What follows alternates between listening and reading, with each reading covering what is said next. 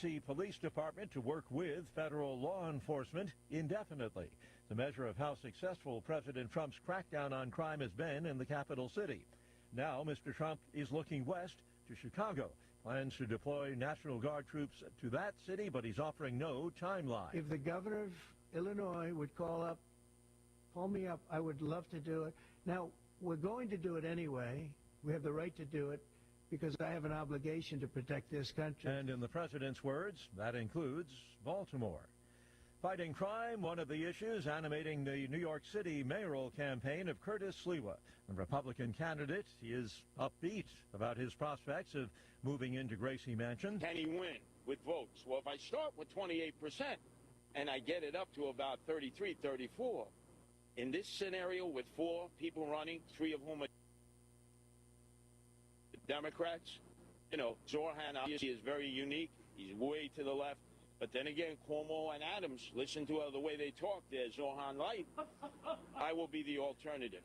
Sliwa, perhaps best known as the founder of the crime-fighting Guardian Angels. A court has ruled against President Trump and his use of the 18th Century Alien Enemies Act to speed the deportation of suspected Venezuelan gangbangers. The president says 11 Venezuelan gang members were killed while running drugs to the U.S. The American military sank their boat. Mr. Trump says it happened in international waters, and it happened shortly after that vessel left Venezuela. Ahead of this morning's opening bell on Wall Street, the Dow futures are down 103 points. NASDAQ futures up 113 points, and the S&P futures ahead 22. More on these stories at townhall.com. Reverse mortgage, those 2 words cause most people to respond in a negative way without thinking. Quite frankly, I thought the same, and I found out I was wrong about these unique tools for retirement planning. Read the book I read. It's called Home Equity and Reverse Mortgages, the Cinderella of the Baby Boomer Retirement, provided by Movement Mortgage, a valued partner. If you're in or close to retirement, you owe it to yourself, whether you need money or not, to learn how to properly use the equity in your home the right way. If you want more cash flow, or simply want to eliminate a mortgage payment, or you would like to see if you can save on income taxes, get this book for free today by going to movement.com/Dinesh or call Movement Mortgage today. 580-REVERSE. That's 580-738-3773. Movement Mortgage LLC supports equal housing opportunity, NMLS number 39179. For licensing information, please visit nmlsconsumeraccess.org. A 42-year-old Houston man is charged with murder in the shooting of an 11-year-old boy who was involved in a childhood prank. Julian Guzman had been ringing doorbells in East Houston Saturday, a prank known as ding-dong ditching. According to police, a witness says the suspect came out of the door, ran out into the street, and was firing down the road. This is not the first time the prank has turned deadly. In 2023, a California man was convicted of murder for killing 3 teen boys by intentionally ramming their car after they rang his doorbell as a prank. And in May, a Virginia man was charged with second-degree murder for shooting an 18-year-old. I'm Julie Walker. There are evacuations, and some homes have been destroyed by wildfires burning in and around the historic gold mining town of Chinese Camp, California. Hot, dry conditions fueling fires across several Central Valley counties. News and analysis, townhall.com. Federal prosecutors having a tough time with grand juries in Washington, D.C. when it comes to certain Trump-related cases. Federal grand jurors in the nation's capital have refused to indict 2 people charged separately with threatening to kill President Trump.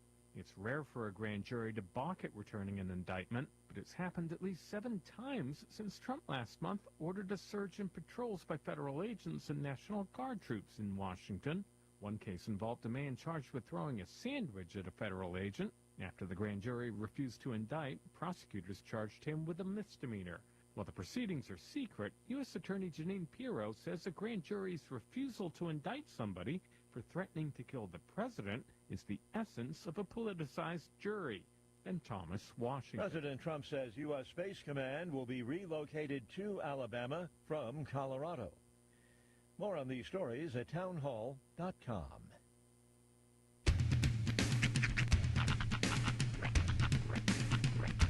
What in the wide, wide world of sports is going on here? I promise you, whatever scum did this, not one man on this force will rest for 1 minute until he's behind bars. Now let's grab a bite to eat. Yeah, come on. I feel the hot wind on my shoulder and the touch of a world that is older. I hit the switch and check the number. I leave it on and then I slumber. I hear the rhythm ringing through it. Flamenco guitar and cumbia music. I hear the talking of the DJ. The Travelician, what does he say? I'm on a Mexican radio. I'm on a Mexican radio. Broadcasting live from high atop the J.P. White Building in downtown Roswell, New Mexico. It's Mornings with Mike Winters on 106.5 Roswell's Talk FM. Is that what I sound like when I talk? Now, here's your host, Mike Winters. And good morning, one and all. Welcome to Mornings with Mike Winters. I am he. It is me. That'd be me, Mike Winters. Happy Wednesday, right? Yeah, welcome back. It is Wednesday, everybody. Welcome. It is indeed. To Mornings with Mike Winters. Thank you, Sean, for holding down the fort. Not a problem. I've had an interesting last week or so since I've been in here. Yeah, it's been quite the roller coaster for poor Mike over the last several days. I don't know if did you say what? Nope, didn't get any details. Just said you've been dealing with some personal things, and we can leave it at that. All right. Well, guess what? We'll talk about it. It's all's good. Yes. But yeah, apologize if my voice sounds weird. That's part of what we're talking about. So. This is actually better. I lost it completely. But thank you, Sean, and I appreciate it. I am. I had a little medical thing. I'll tell you about it here in a bit. But I'm not 100%, but I am 100% better than I was. I'll put it this way: when the majority of my communication with my longtime co-host happens between myself and his wife, that's probably an indicator that it's serious. Yeah, it was an interesting few days here. Labor Day weekend, we'll say. Yeah, but it was a labor indeed. But happy Wednesday, everybody! Yes, that's the good news about a short or long weekend. It's a short work week next week. Yeah, I mean, well, look at me. I mean, shoot, I'm talking about Monday and it's Wednesday. It's basically your Monday, right? I'll trade you guys in all fairness. But, I understand. I'd much rather be here than dealing with what you were dealing with. But it's like you go back to work and you're already like, weekend's coming up. What's going on? So that's the good part about it. That's right. But so I hope everybody had a delightful Labor Day weekend. I know I'm just getting back and that was like a month ago. Everything was a month ago. Honestly, though, it has. I mean, and usually on these short weeks, I get this. This happens, but I've had the worst case of yesterday was Mondayism all of my entire life. Like all day yesterday, I was like, oh, it's Monday. Nope, Tuesday. Even here on the air, I was like doing the weather forecast, and I read today, tonight, and then Wednesday. I'm like, wait, what happened to Oh, that's right. Hey, what happened? We are Tuesday. Today is Tuesday. So, but happy Wednesday. It is officially Wednesday in case it's Wednesday. You suffer from the Monday-itis too. Yes. But yeah, it was. We'll chit chat. We're gonna. I had one guest scheduled today, but it was at this hour, and I didn't get a chance to remind him or nothing. So. We're going to reschedule them. In fairness, you could just walk up to the window and go, "Yo, Gary!" Right.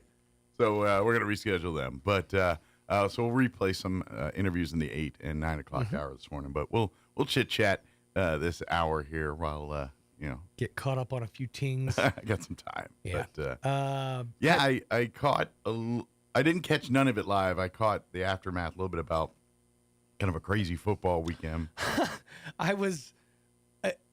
It was interesting. I was like the 1 week I'm here babysitting the game and filling in for Mike. I can't remember which. I think it was Art said it. I think he was joking, but he said there's no records on this, but this could be the longest game in NMAA history. when he said that, I was like, shut up. Yeah, I don't know. There's been, I can particularly remember, although I think what they dealt with Friday was worse. I remember going to Deming. Gene and I called Artesia Bulldog football for 1 year. 1 year. That was right after Jim Wilburn. Jim retired. Wilburn, retired. Yeah. And so we had to go to Deming, and we went to Deming, and there was lightning delays. Yeah. And then more lightning delays, and then the game didn't kick off until like 9:30, and we didn't get out of there till like 12:30, 1 in the morning. We didn't get back to Roswell, New Mexico until about 5 a.m. And that's the worst part for me was Man. I was thinking, because the game was in Alamogordo, and so I'm thinking after all the the like lightning delays, and I'll get into it in a minute, but after all that, they're still going to have a 3.5 hour drive back. Yeah. That's no fun for no one. Yeah, exactly. So yeah, that's I know those days. That's why I sit in the studio Friday night. Poor Tanner. He just put up in the group chat. He just said, "Cursed." It's cursed. But and then to boot, not the outcomes we all wanted for here. Yeah. So. Now for pretty much anybody, well, with the exception of Artesia. No, congratulations to the Bulldogs. Artesia's sitting pretty this Real morning. come from behind victory too. That was kind of a nail biter.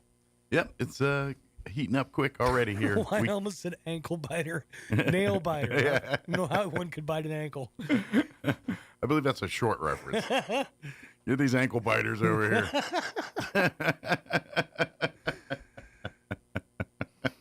Yeah, kids or short people. I believe that's it. Yeah, that's it. But so I caught a little bit of that, and I was dead to the world football Friday. That's completely understandable. But I'll talk about that here. I'll give you the full scan. I was in the hospital over the weekend. But how we got there. And once we discuss all this, we've made some decisions about you, by the way. Okay. Yes. some decisions upon your lifestyle choices that we need to address. I've been hearing a lot about lifestyle choices. Yeah, go ahead. Well, I'll bury the lead on this one. I want to go ahead and let the story out first, and then we'll discuss. Okay. It's nothing terrible or bad. I think that there's some adjustments that need to be made moving forward. Don't say moving. Well, that's a whole other thing. But number two. But yeah, it's been a fun last several days to say. But yesterday I felt the most normal, and I tried to do a couple things, and then I get tired. Right. And I ran an errand. I was like, oh no, we're gonna go drive someplace and run an errand and get something real quick, and I did that. Got home and I passed out on the couch. Well, in fairness, doing anything in Roswell heat, it drains you completely. Wheel the trash can out, do this, another nap. And then, I haven't really discussed it in public yet, but wait till you hear what happened on Saturday. Okay. It's definitely the most interesting thing that's ever happened to me in remote radio. Oh, on air happened? No. Oh. Just an interesting situation that we found ourselves in on Saturday. Oh, interesting. Okay. Let's get the hour going. Yes. Because we got a lot going on. So pull back the curtain. I'll give you the rundown. Like I said, we're going to chit-chat this hour here. We're going to replay our interview we had with the DA's office last week or week, whenever that was, 21st. Talking about they got the golf tournament coming up and all that, so we'll play that. And then we'll replay our interview with I had on the 25th with Kerry Moore from the Health Council, talking about some of the things they've got. They got the new book out and all that good stuff. So we'll play those interviews. That's the plan. But very good. Just a quick, I'll do the full story, but on Wednesday evening of last week, I was getting feeling a little kind of thing, but no big deal. I deal with diabetes and meds and medicines, and it kind of is par for the course sometimes. So you learn to kind of notice some things, but then let other things just kind of it's par for the course sometimes. Right. So I get up, I go to work Thursday morning, and I do the show. Little do you guys know, I puked. I puked twice during the show on Thursday. Yeah, and Jocelyn mentioned that. She's like, yeah, I have them on camera, so I was privy to all of it. And so I was not feeling good, and but I was still just kind of, maybe it's a stomach bug or something. And so I worked. I think I left early on Thursday. You were here for a good while on Thursday, and then I think right after, it was like about an hour after lunch, you said you're going to check out, and you just weren't feeling it. Yeah, and so I went home, and I pretty much went to bed, and I got to where I was throwing up. I couldn't hold down water. Anything that goes in came out. Right.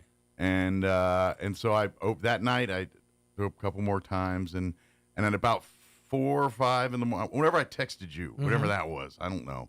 That's what, and you said I can't. I was like, so I said I got to get up and I got to get in the shower, and I literally, next thing I know, the water's turned off. My wife's I'm sprawled out in the tub. Yeah. There's no way. And my wife took me to the ER, and that's about the last of what work I really remember talking about. Well, when I got a call from Kim, it was about I want to say 5:15, 5:20 in the morning. Yeah. And I explained, I was like, I just had a situation with my kids I had to take care of. So we replayed the Stegall show. But while I was on the phone with Kim, I could hear you in the background just like dying. So I'm like, yeah, no, this needs to be addressed right away.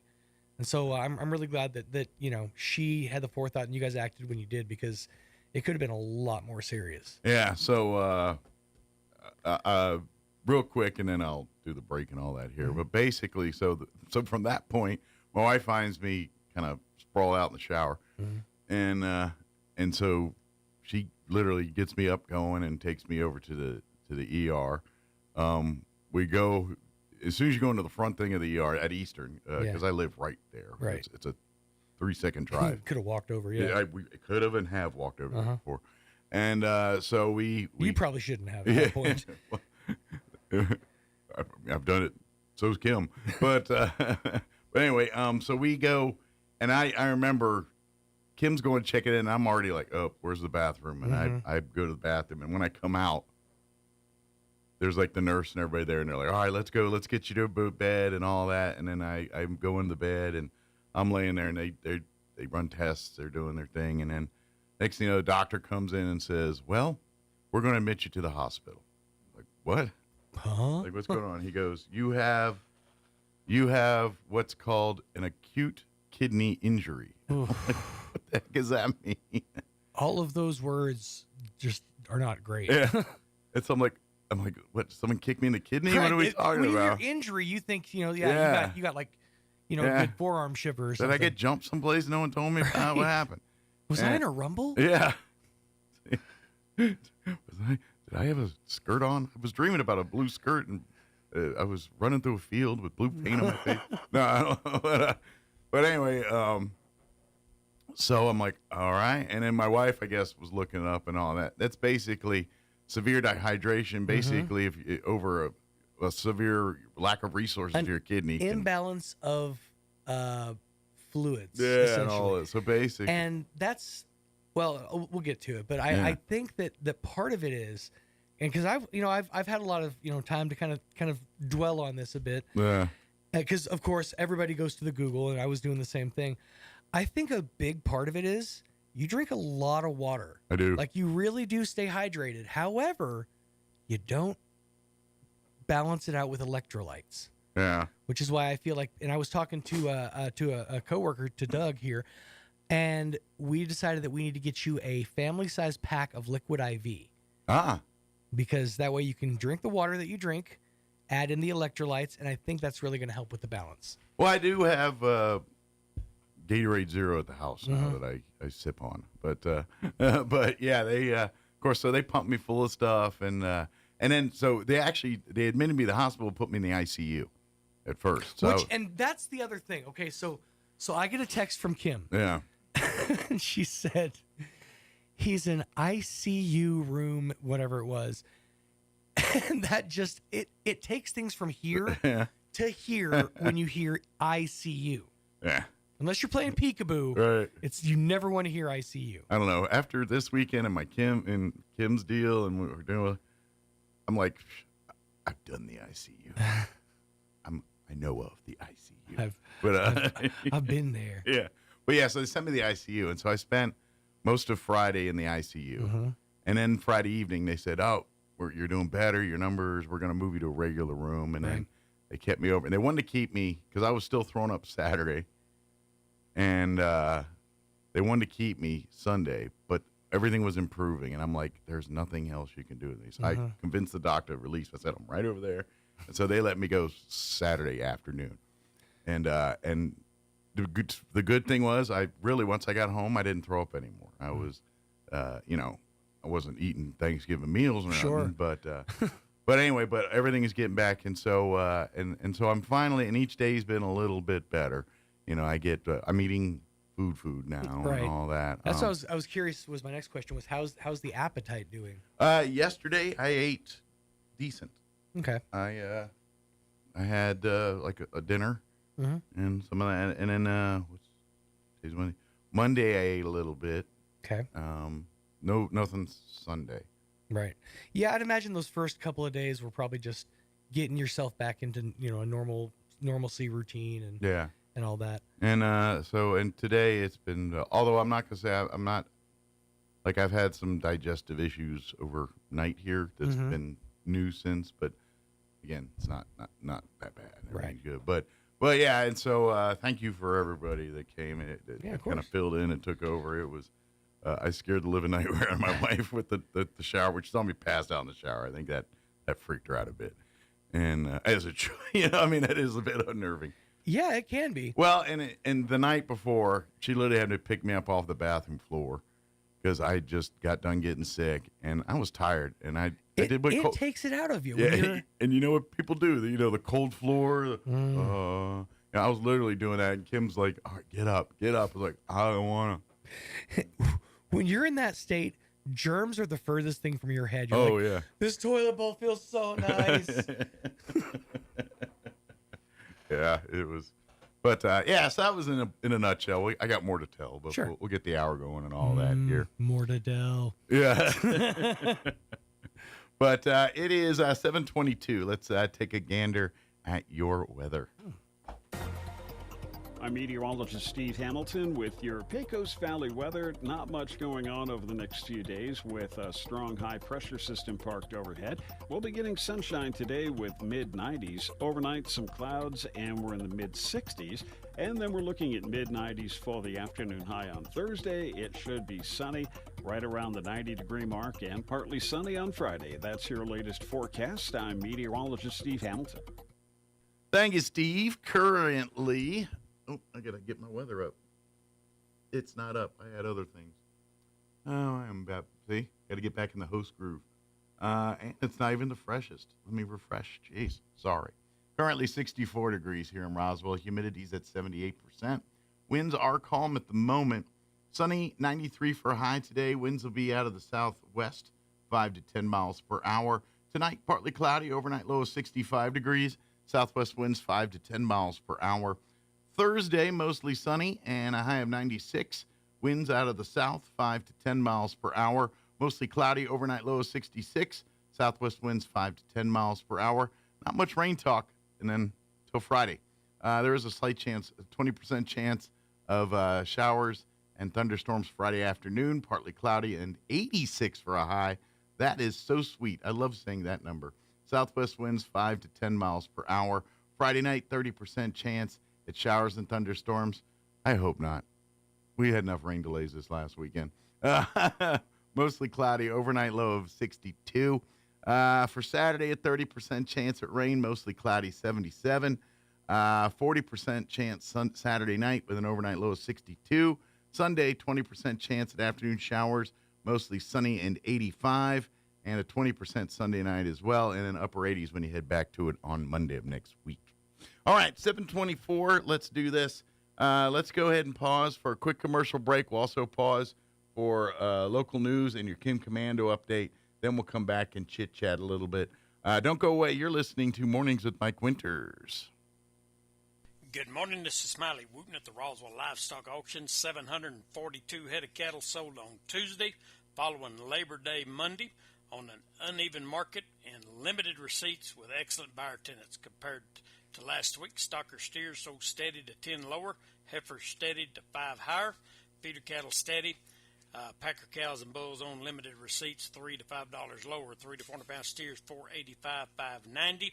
3 to 400 pound heifers, $475, $590. 4 to 500 pound steers, $435, $485. 4 to 500 pound heifers, $430, $475. 5 to 600 pound steers, $395, $435. 5 to 600 pound heifers, $390, $430. 6 700 pound steers, $377, $395.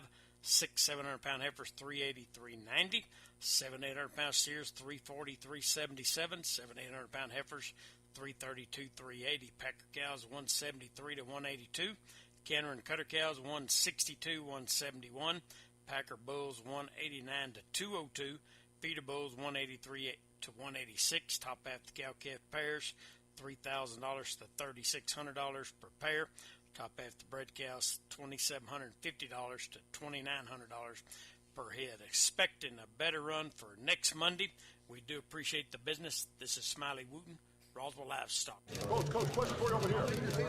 Coach, can you talk about the latest trade rumors? Absolutely. Right now, you can get big money for your trade at Roswell Ford. Start your season with a win at Roswell Ford.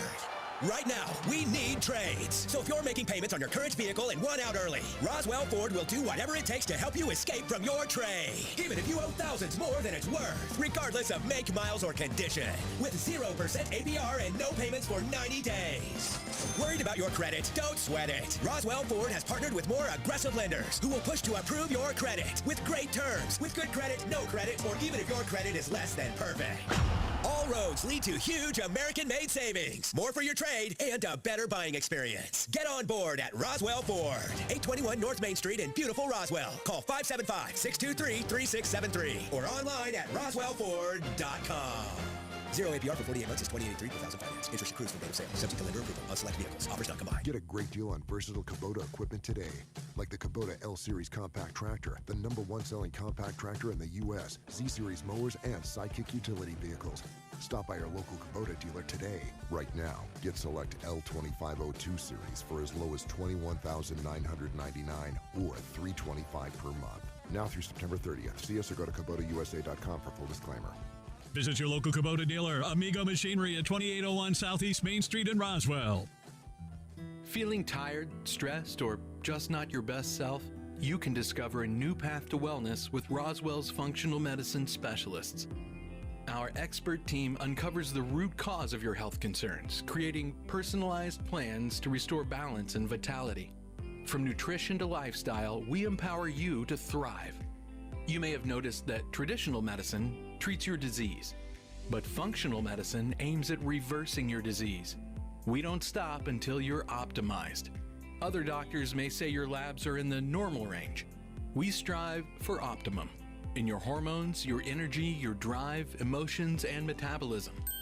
Visit Roswell Medical Clinic at 111 West Hobbs or call 575-623-3311 to book an appointment. Take charge of your health naturally. Feel the difference at Roswell Medical Clinic. Now for your Pecos Valley News Update. I'm Jared Sorello. It's been a busy crime beat over the last few days. Artesia police, first off, are investigating a shooting that took place at an apartment building on North 10th Street. Officers responded about 5 in the morning Tuesday for the report of gunshots that were heard by residents of the apartment complex. Not much has been released, but officers quickly found the victim, who was rushed to Artesia General Hospital for treatment. Anyone who might have any information is urged to call 575-746-5000. And an arrest is made in a deadly Roswell shooting that happened Sunday night. Reports show a man named Willie Fuentes shot and killed Roman Chavez after an argument between the two men. RPD says Fuentes rode his bicycle to visit a relative in the 400 block of West 16th Street, but while inside the home, Chavez apparently kicked down Fuentes' bike, causing the disturbance. Both men reportedly retrieved guns and opened fire at each other. Chavez was struck and killed. Fuentes was not injured and has since been booked into the Chavez County Jail on a charge of voluntary manslaughter. You're up to date. I'm Jared Cirillo. Ever wish your phone could save you from a bad conversation that you just can't walk away from? It can. I'm Kim Commando for Goldco. I protect my savings with real gold and silver. Right now, get up to 10% back in bonus silver at goldco.com/Kim. That's goldco.com/Kim. Here's your digital life trick. You can make your phone ring on command. No awkward text to a friend begging for a call. Apps like Fake Call Plus or Fake Call Me let you schedule a call in 30 seconds, a minute, whatever window you need. Then just smile, nod, and say, "Sorry, I've got to take this." Even better, trigger it with Siri or Google Assistant. Set up a shortcut like "Call me in a minute" and you're saved. This trick works with awkward work chats, first dates with red flag vibes, or that neighbor who just needs a sec. Bonus, you can even choose the fake caller. Make it your boss, your mom, the IRS, or even Taylor Swift.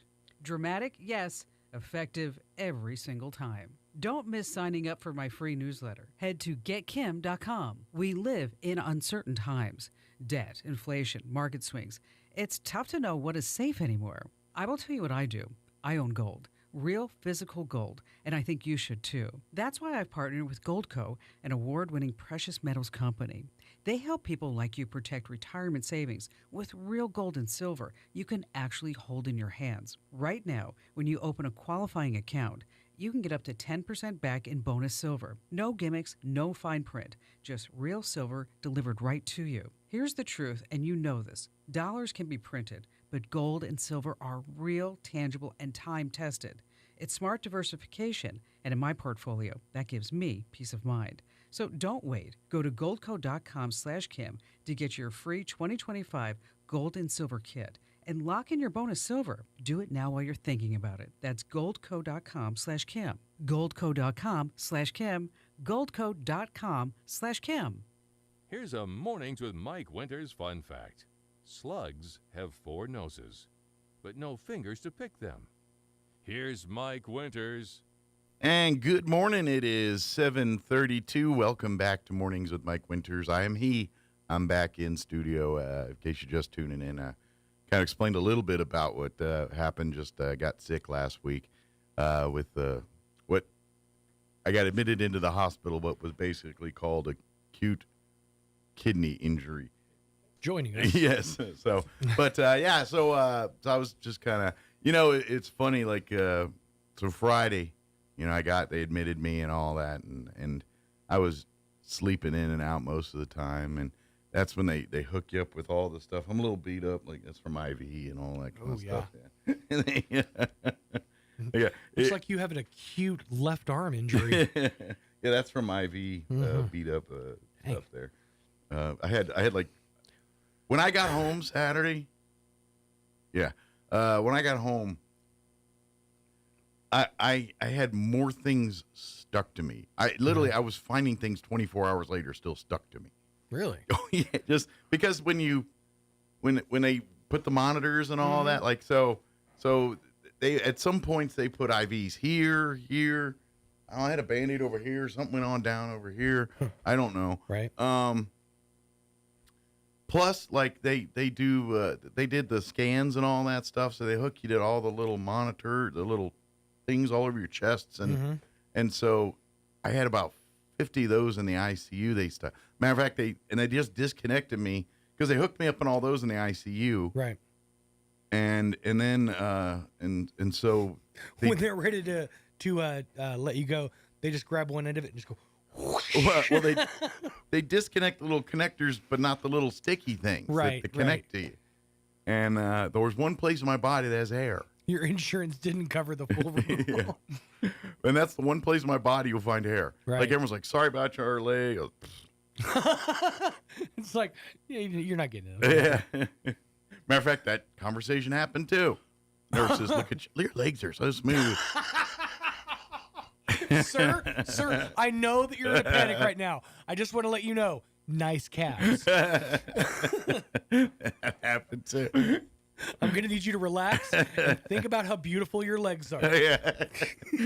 A comment was made. I'm like, why? What is this? But anyway. That's great. Well, they had you for a while. You start to notice things. That man must be a runner.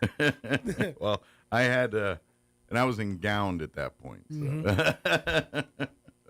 But yeah, I got home and I'm literally Sunday. I'm still finding things like the last thing I found was they put a nausea thingy. Mm-hmm. It's like this little sticker.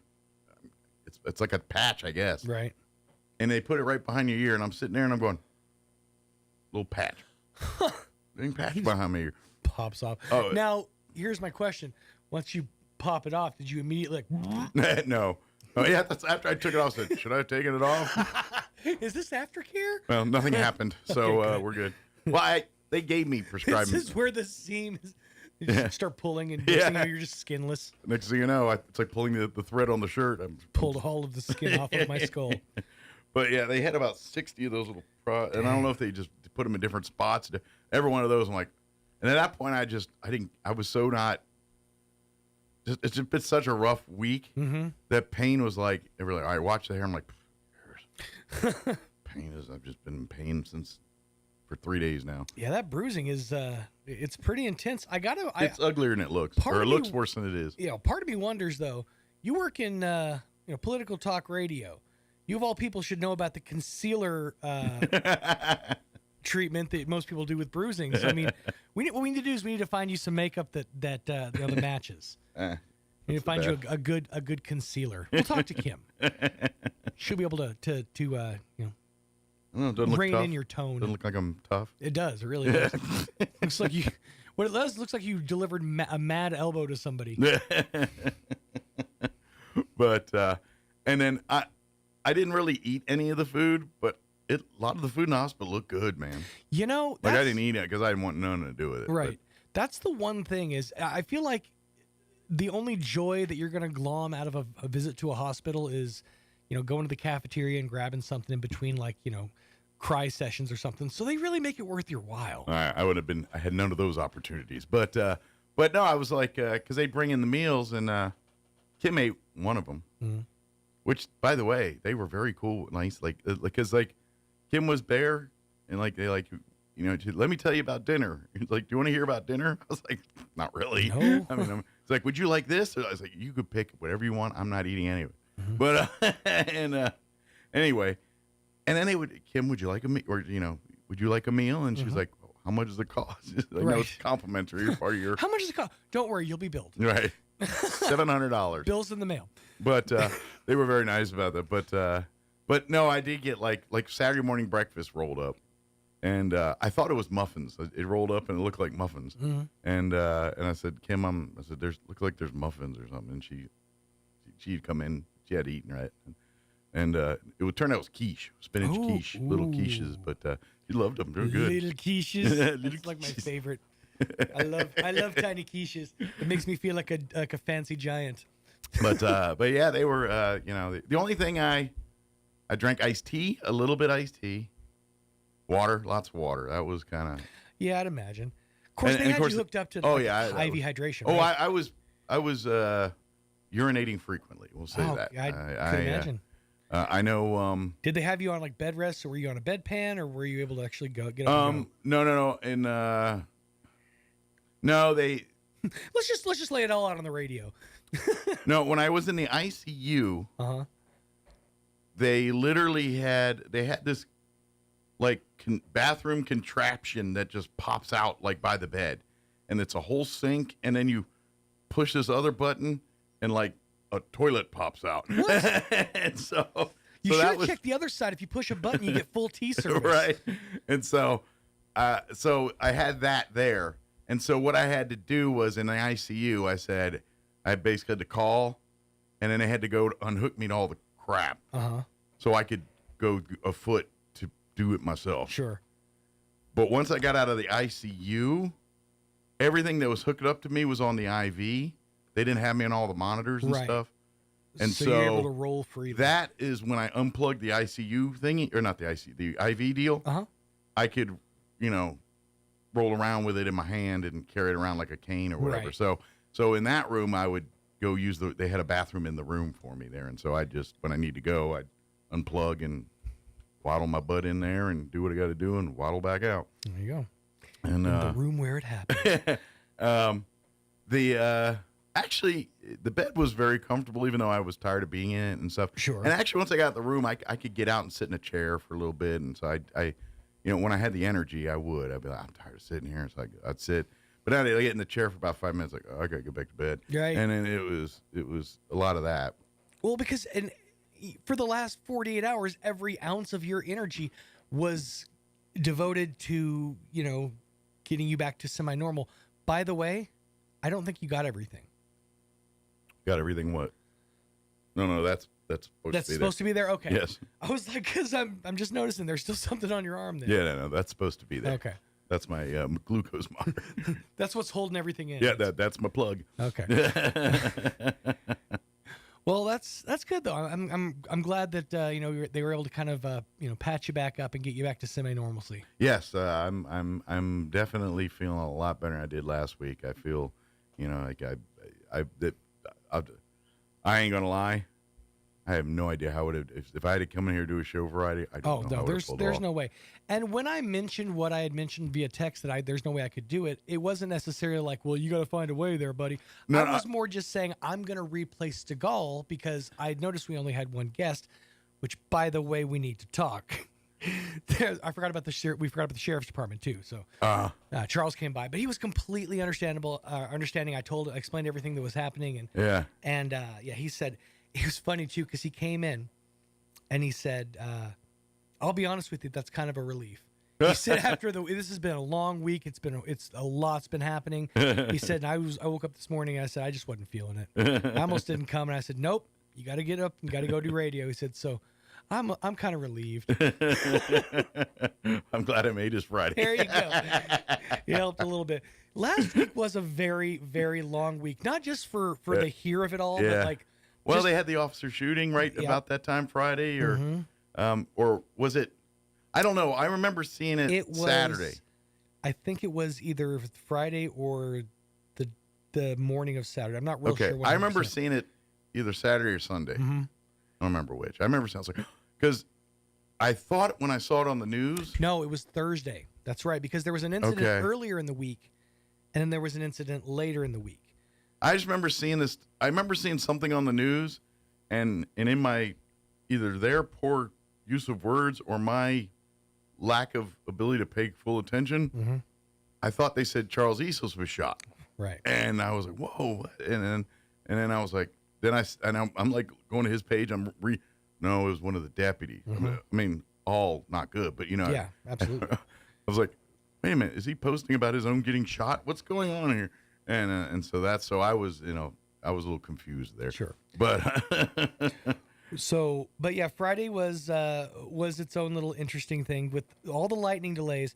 The last delay that they had for the football game was a threat of violence in the parking lot. Yeah, I heard that they actually had our guys on lockdown inside the press box. Like they wouldn't let them leave. Yeah, that was on the Alamogordo side or something is what I was told. There was like a fist fight in the parking lot, and then that got broken up. And somebody basically said, I'm going to go get my gun. They pulled a white man can't jump, and everyone's scattered. The original. I don't know about the second reboot. So, yeah, that was that made for a late evening. We got out about, matter of fact, I know exactly what time we got out, 11:49. You tend to remember these things.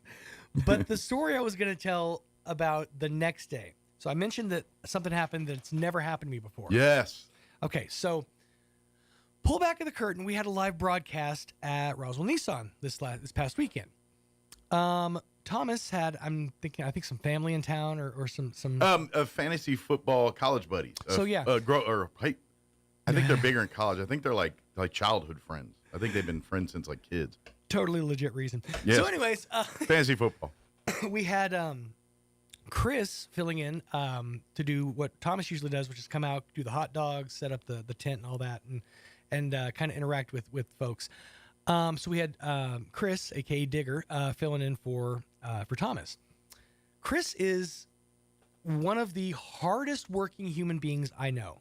He puts every ounce of himself into what he's doing. Right. And he really loves to impress. He likes to get that reaction. So if you do the work, you want the payoff. So I pull up. Okay, so I pull up to where we're broadcasting to Roswell Nissan. right? Nobody. There's no trailer. There's no truck. Oh. No nothing. I look over to Roswell Honda. There's Jolly Jumps. And I start thinking, I'm like, no. Were you at the wrong dealer? That's what I thought. I'm like, did I look at the calendar wrong? And then I checked the calendar and it said Roswell Nissan. So, okay. I'm just going to go take a look. Jump back in my car, drive over to Roswell Honda. And I mean, it's 20 minutes after I was running a little late. It's 20 minutes after I was waiting for this to happen one 10 day in o'clock. life. Well, I don't know the rest of the story, but if I think where it's going, my whole life in radio is like, there's going to be one day where we're just going to do a whole remote at Toyota, and it's supposed to be at Honda or at Hyundai or at something like that. So I'd already been on the phone with Thomas, and I said, we're at Nissan, right? He said, yes, Nissan. It's Nissan.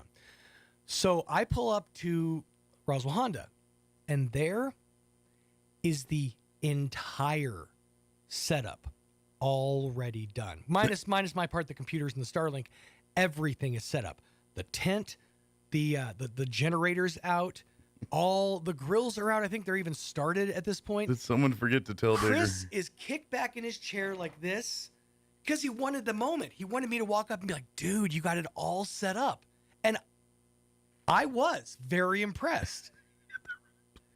However, Poor guy. Poor guy. Chris, we're supposed to be over there.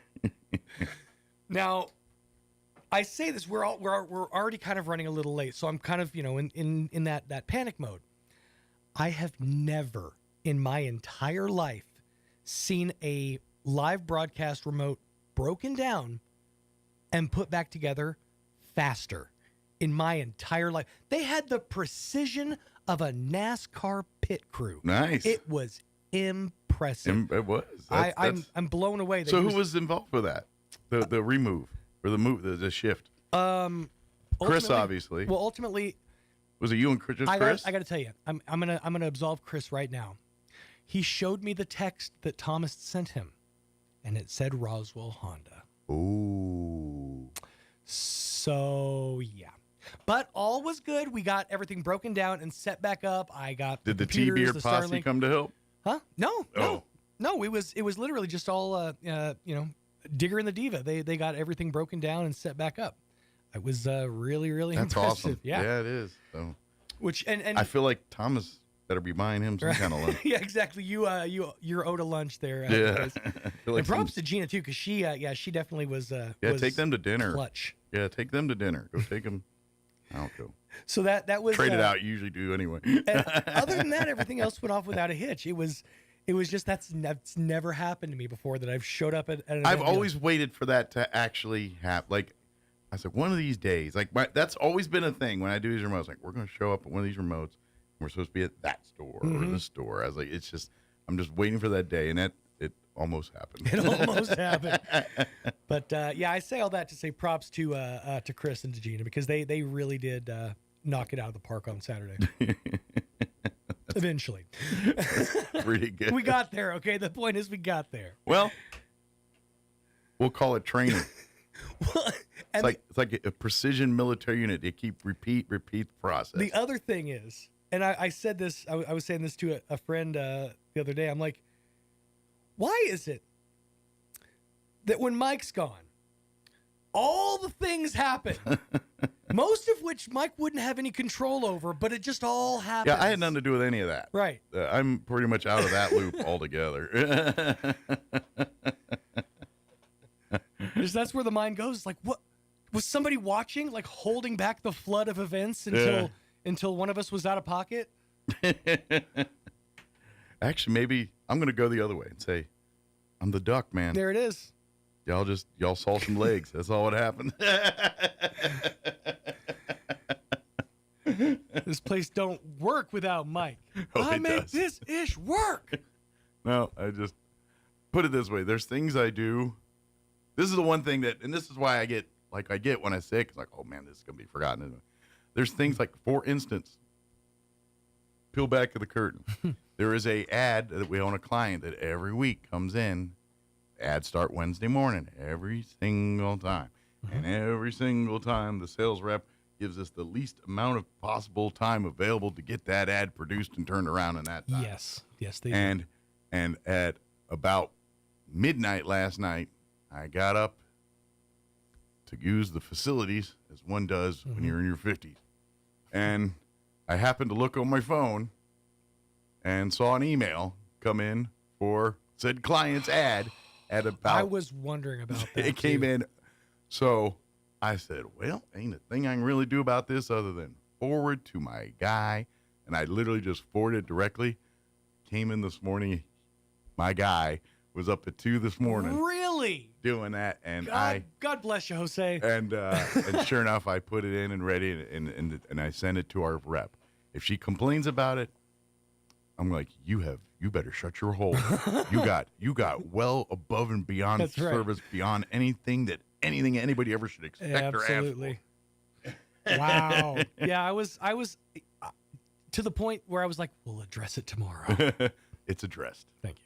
But that's the stuff. And so I just after doing this for 18 years or whatever I've been doing this now. Here's a spoiler alert. If you haven't seen Deadpool and Wolverine, have you seen it all the way through now? I have, yes. Okay. Mike's Wolverine in the basement. Which one? Holding those, yeah, right. He's in the basement of the facility, holding those 2 wires and just trying to keep things together. That's Mike. The whole building would collapse if these 2 wires aren't brought together.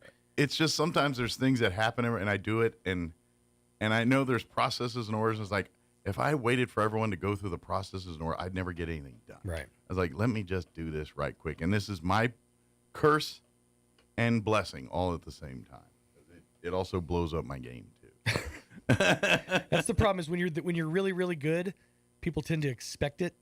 Yeah, that's part of it. You know all about this. I mean, how many times how put it this way, 3 o'clock Friday is a 4-letter word to us because that's when they hit us. I need a ad with 3 voices and a joke and in Spanish, and we want to start first thing tomorrow. We're gonna need this spot in Dutch. Yeah, exactly. It is 7:52. Let me pause for weather, sports, and SRN updates and all that, and then we'll kind of wrap up the show. I didn't even talk. And through all this, and through all of my, I signed up for. Or I did 2 fantasy football drafts. Wow. Well, there was Thomas's Sunday, his Labor Day draft. I didn't go to the party. I literally sat in my home from my iPad and did it because I was not ready to. I couldn't talk. I was basically like, this. What you're hearing now is 10,000% better than what I sounded like on Sunday. And my wife can't hear, so it's like me going, what? What? What? Just turn it up. Listen louder. Right. But I didn't get to talk. But then Thomas was like, hey, can you sign up for this one? And he goes, oh. And I get an invite Sunday for it or something. I'm like, oh, I guess I'm in another league. And that draft was last night at 7. I forgot about it, too. At about 5 till 7, I get a text from Thomas. Draft starts in 5 minutes. I'm like, oh.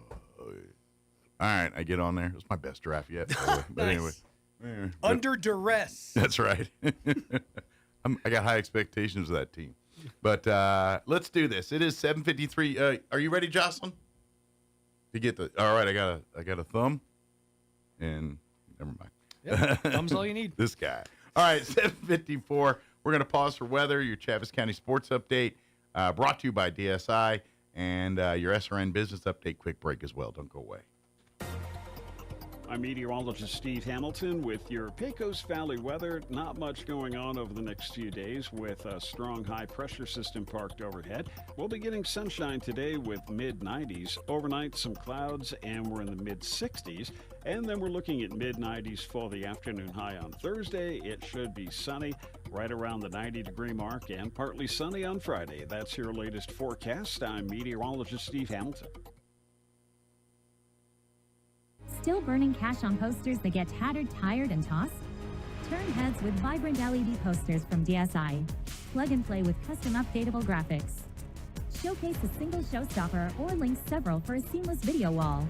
For over 27 years, DSI has helped New Mexico businesses communicate smarter with printers, IT support, AV, and more.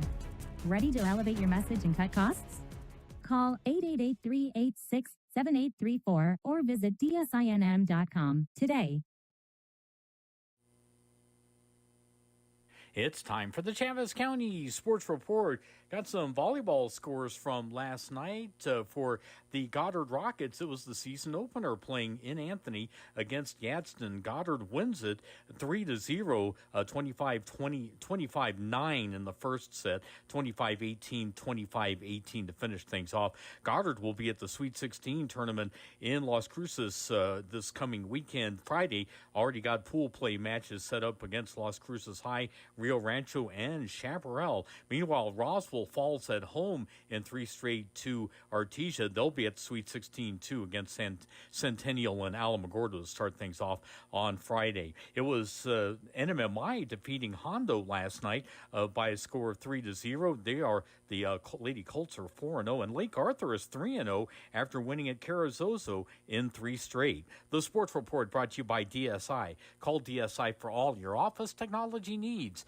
I'm Eric Butler at Roswell's Talk FM 106.5.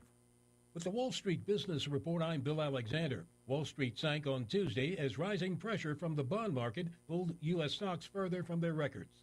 U.S. manufacturing contracted for a 6th straight month in August as factories dealt with the fallout from the Trump administration's import tariffs, with some manufacturers describing the current business environment as much worse than the Great Recession. The Institute of Supply Management survey also showed some manufacturers complaining that the sweeping import duties were making it difficult to manufacture goods in the United States. The Walt Disney Company will pay a $10 million fine to settle a Federal Trade Commission lawsuit alleging it allowed personal data to be collected on kids under 13, violating federal law. Kraft Heinz is splitting into 2 companies a decade after a merger of the brands created one of the biggest food manufacturers on the planet. The official names of the 2 companies will be released later. For the Wall Street Business Report, I'm Bill Alexander in Washington. When managing a chronic illness, access to the right treatments makes all the difference. Artesia General Hospital's Infusion Center provides IV therapy and biologic treatments, so you don't have to travel far for care. Expert infusion therapy right here in Artesia. Call 575-736-8256 today to learn more. Here's a Mornings with Mike Winters fun fact. Sigmund Freud once believed that cocaine could be used to help treat a morphine addiction. Mike used bacon to get over his addiction to beef.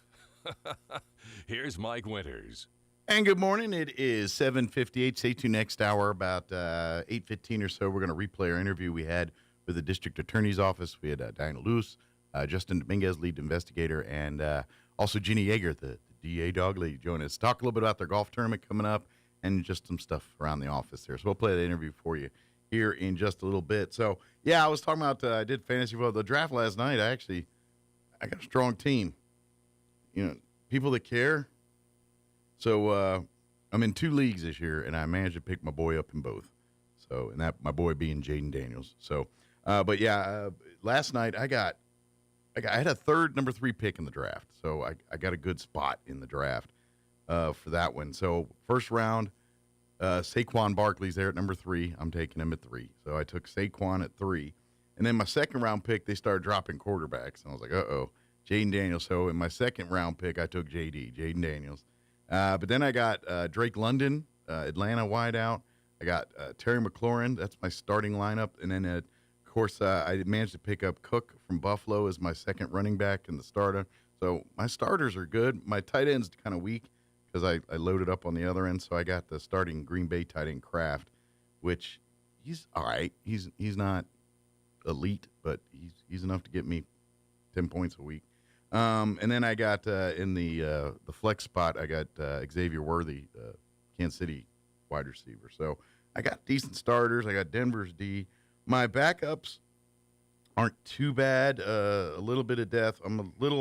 I got DeAndre Swift for a backup role as a running back. I also picked up just on a whim the Redskins, or excuse me, the Commanders, the guy, but I think I'm stashing him on the bench for later. But anyway, it's 8 o'clock. You're listening to 106.5 Roswell's Talk FM, KEND, Roswell, New Mexico. We'll be back. Don't go away. Breaking news this hour from Town Hall. I'm Rich Thomason. Washington's Democratic mayor is ordering the D.C. Police Department to work with federal law enforcement indefinitely. The measure of how successful President Trump's crackdown on crime has been in the capital city. Now, Mr. Trump is looking west to Chicago. Plans to deploy National Guard troops to that city, but he's offering no timeline. If the governor of Illinois would call me up, I would love to do it. Now, we're going to do it anyway. We have the right to do it because I have an obligation to protect this country. And in the president's words, that includes Baltimore. Fighting crime, one of the issues animating the New York City mayoral campaign of Curtis Sliwa. The Republican candidate is upbeat about his prospects of moving into Gracie Mansion. Can he win with votes? Well, if I start with 28% and I get it up to about 33, 34, in this scenario with 4 people running, 3 of whom are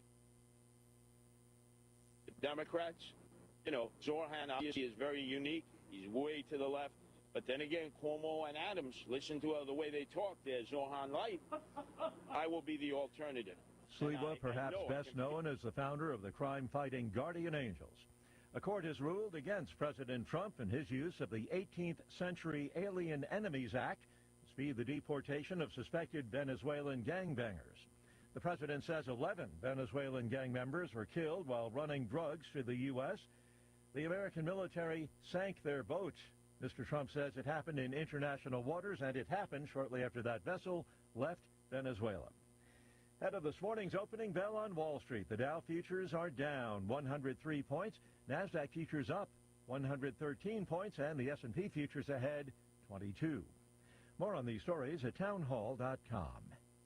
Here's an important message from the Diabetes Solution Center. Do you like pricking your fingers to test your blood sugar levels? No one does, but it's important to maintain your health. And now, by wearing a small remote device called a continuous glucose monitor, or CGM, you don't need to prick your fingers anymore. It's easy to use and helps you make more accurate diabetes treatment decisions. If you are testing your blood sugar 3 or more times daily, injecting insulin, or using an insulin pump, call the Diabetes Solution Center right now. And if you have Medicare or most major insurance coverage, you may be able to get a new CGM at little to no out-of-pocket cost. Shipping is free, and we'll even bill your insurance company for you. If you are testing your blood sugar 3 or more times daily, injecting insulin, or using an insulin pump, call the Diabetes Solution Center right now to learn how to end the painful finger sticks and get your own continuous glucose monitor, or CGM, at little to no out-of-pocket cost.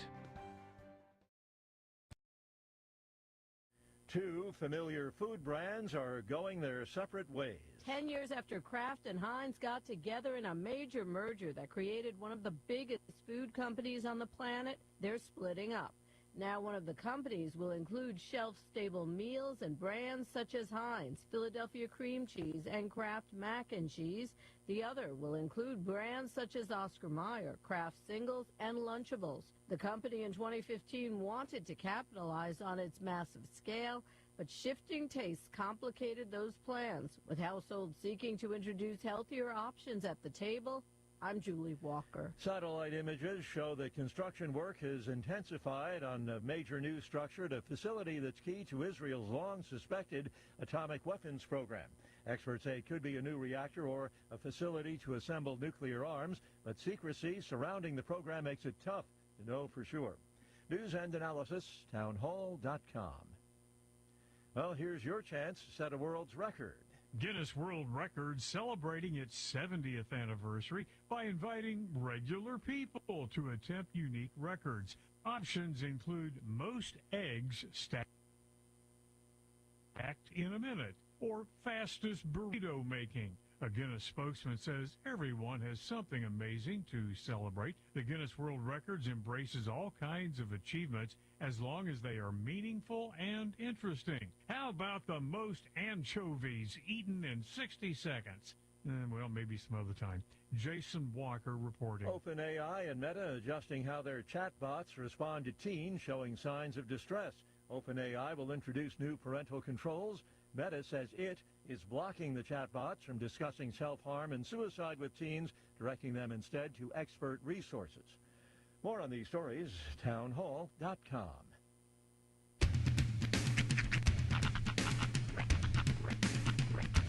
What in the wide, wide world of sports is going on here? I promise you, whatever scum did this, not one man in this force will rest for 1 minute until he's behind bars. Now let's grab a bite to eat. Yeah, come on. I feel the hot wind on my shoulder and the touch of a world that is older. I hit the switch and check the number. I leave it on and then I slumber.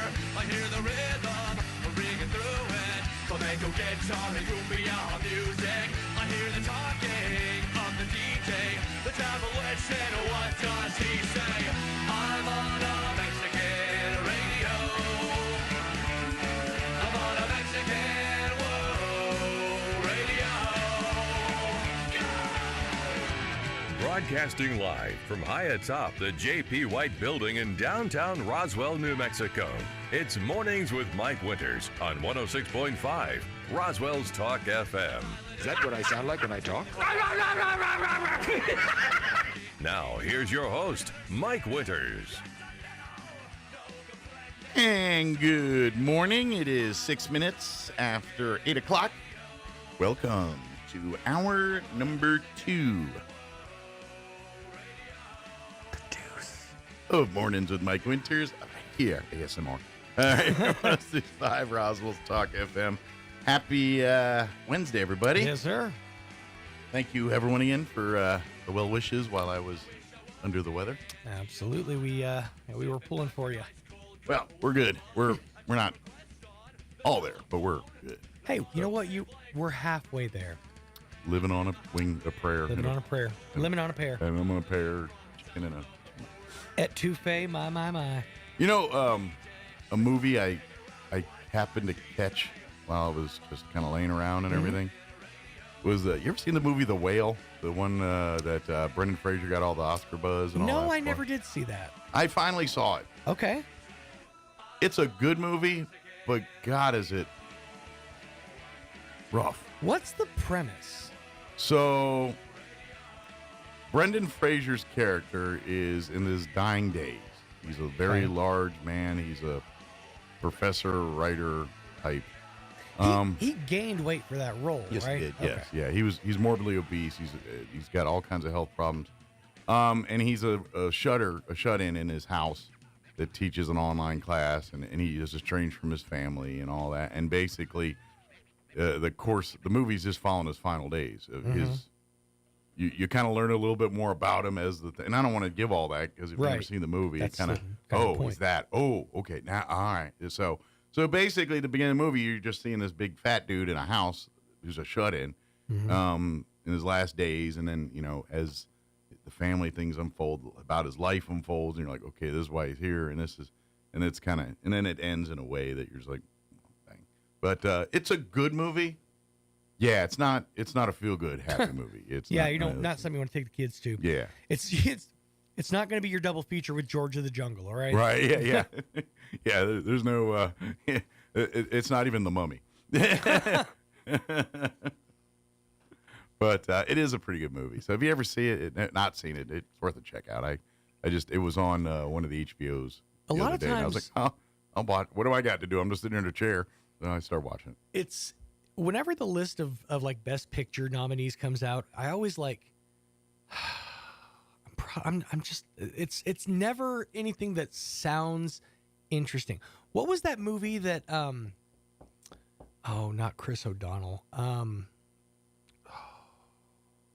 Who? Ben Affleck's brother, Casey Affleck. Okay. What was that? Manchester by the Bay. Oh, I never saw that. That's another one of those that was like Oscar nominated and like critically acclaimed. Just never had any interest. Yeah, me either. It was just like, whenever that list of movies comes out, I'm like, meh. Ooh, Deadpool and Wolverine. Yeah. It's... Yeah, and that's how The Whale's been. It's like, oh, I've heard it's good. I should watch it. I don't feel like it. Right. And it literally, it was about to come on the regular HBO, one of the, like on live TV, and I was like, I'm just sitting here. There ain't nothing else going on. Right. All right, let's see what's going on here. And so I sat and watched.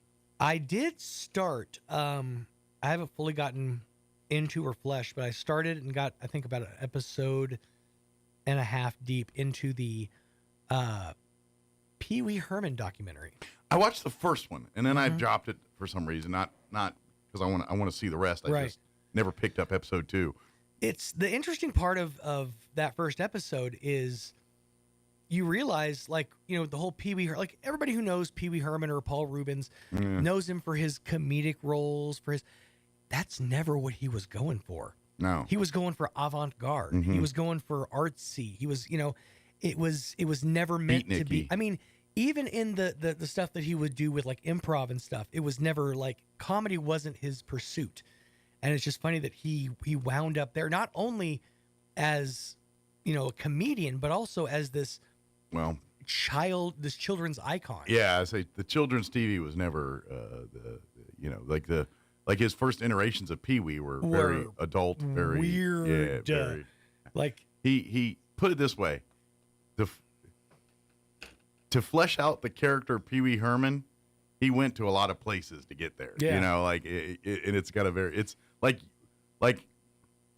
for me and you growing up watching the Pee Wee's Big Adventure and the movies and all that, not even the Playhouse per se, but the movies. You know, watching those, you know, you always look at it as this happy go, you know what I mean? And now I watch it and I'm like, those movies look so much darker to me now, you know, and they look so much with perspective. It really does. Like it changes things. Yeah, it does a little bit. Like the TV show, like you said, notwithstanding, because that was kind of its own standalone universe.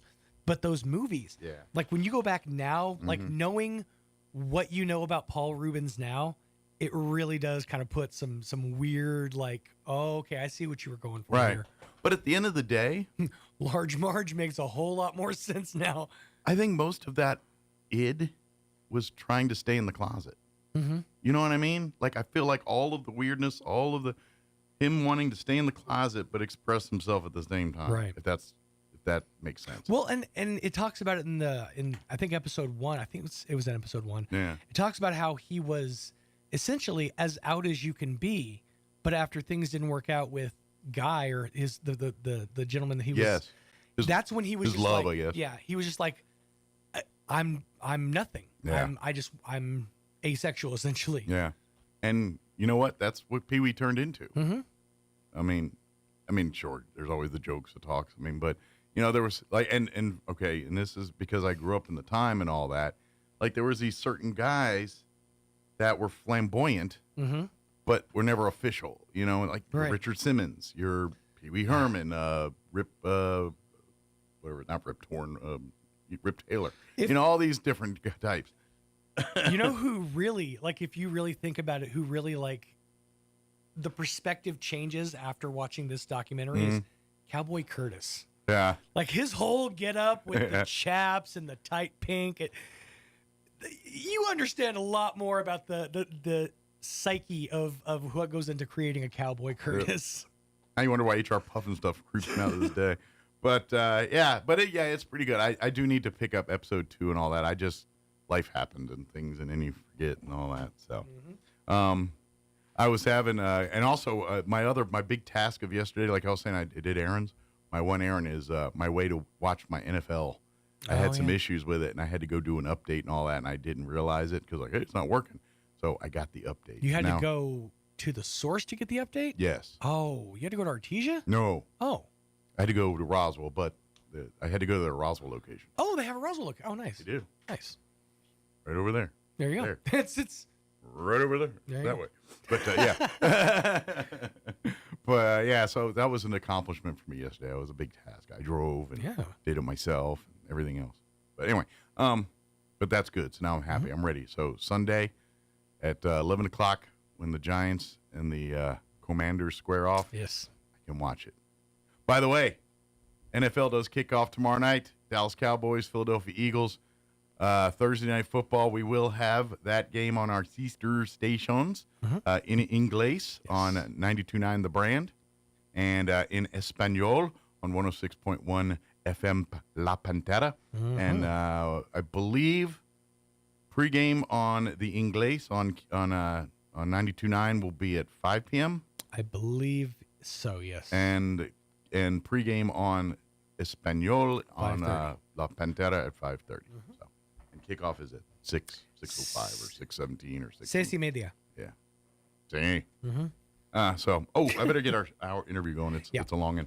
We're going to replay our interview we had with the district attorney's office. We'll get that here going for you. So let's do this. Let's pause for weather, quick break, and then we'll jump right into the interview. You're listening to Mornings with Mike Winters. Happy Wednesday, everybody. Feels like Monday to me. It's Wednesday. Some of you think it's Tuesday. All I know is Friday's coming sooner than you think. You're Monday, my Tuesday, but it's Wednesday. All we know is Friday's the day after tomorrow.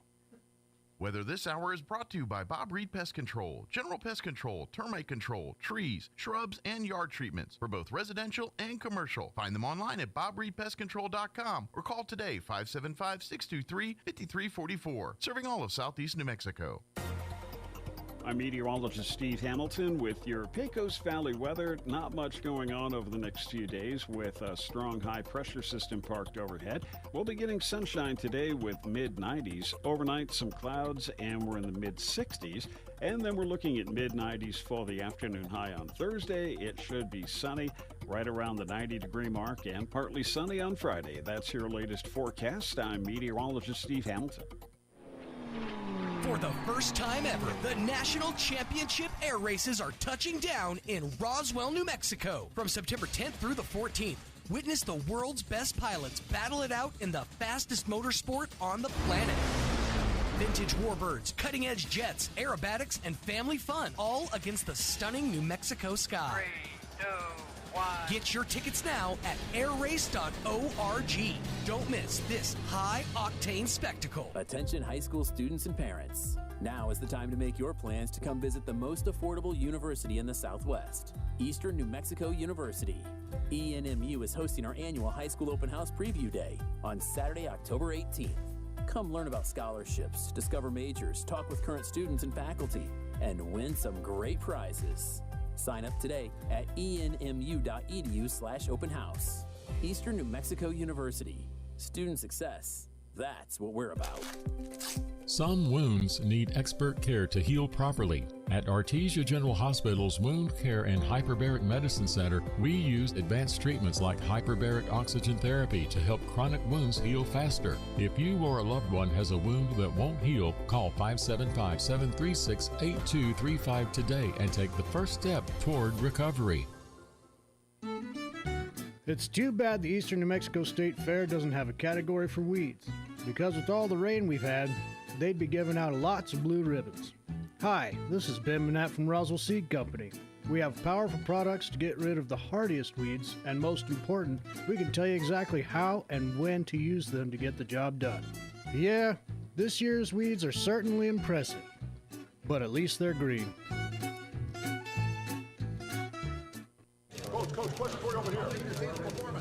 Coach, can you talk about the latest trade rumors? Absolutely. Right now, you can get big money for your trade at Roswell Ford. Start your season with a win at Roswell Ford.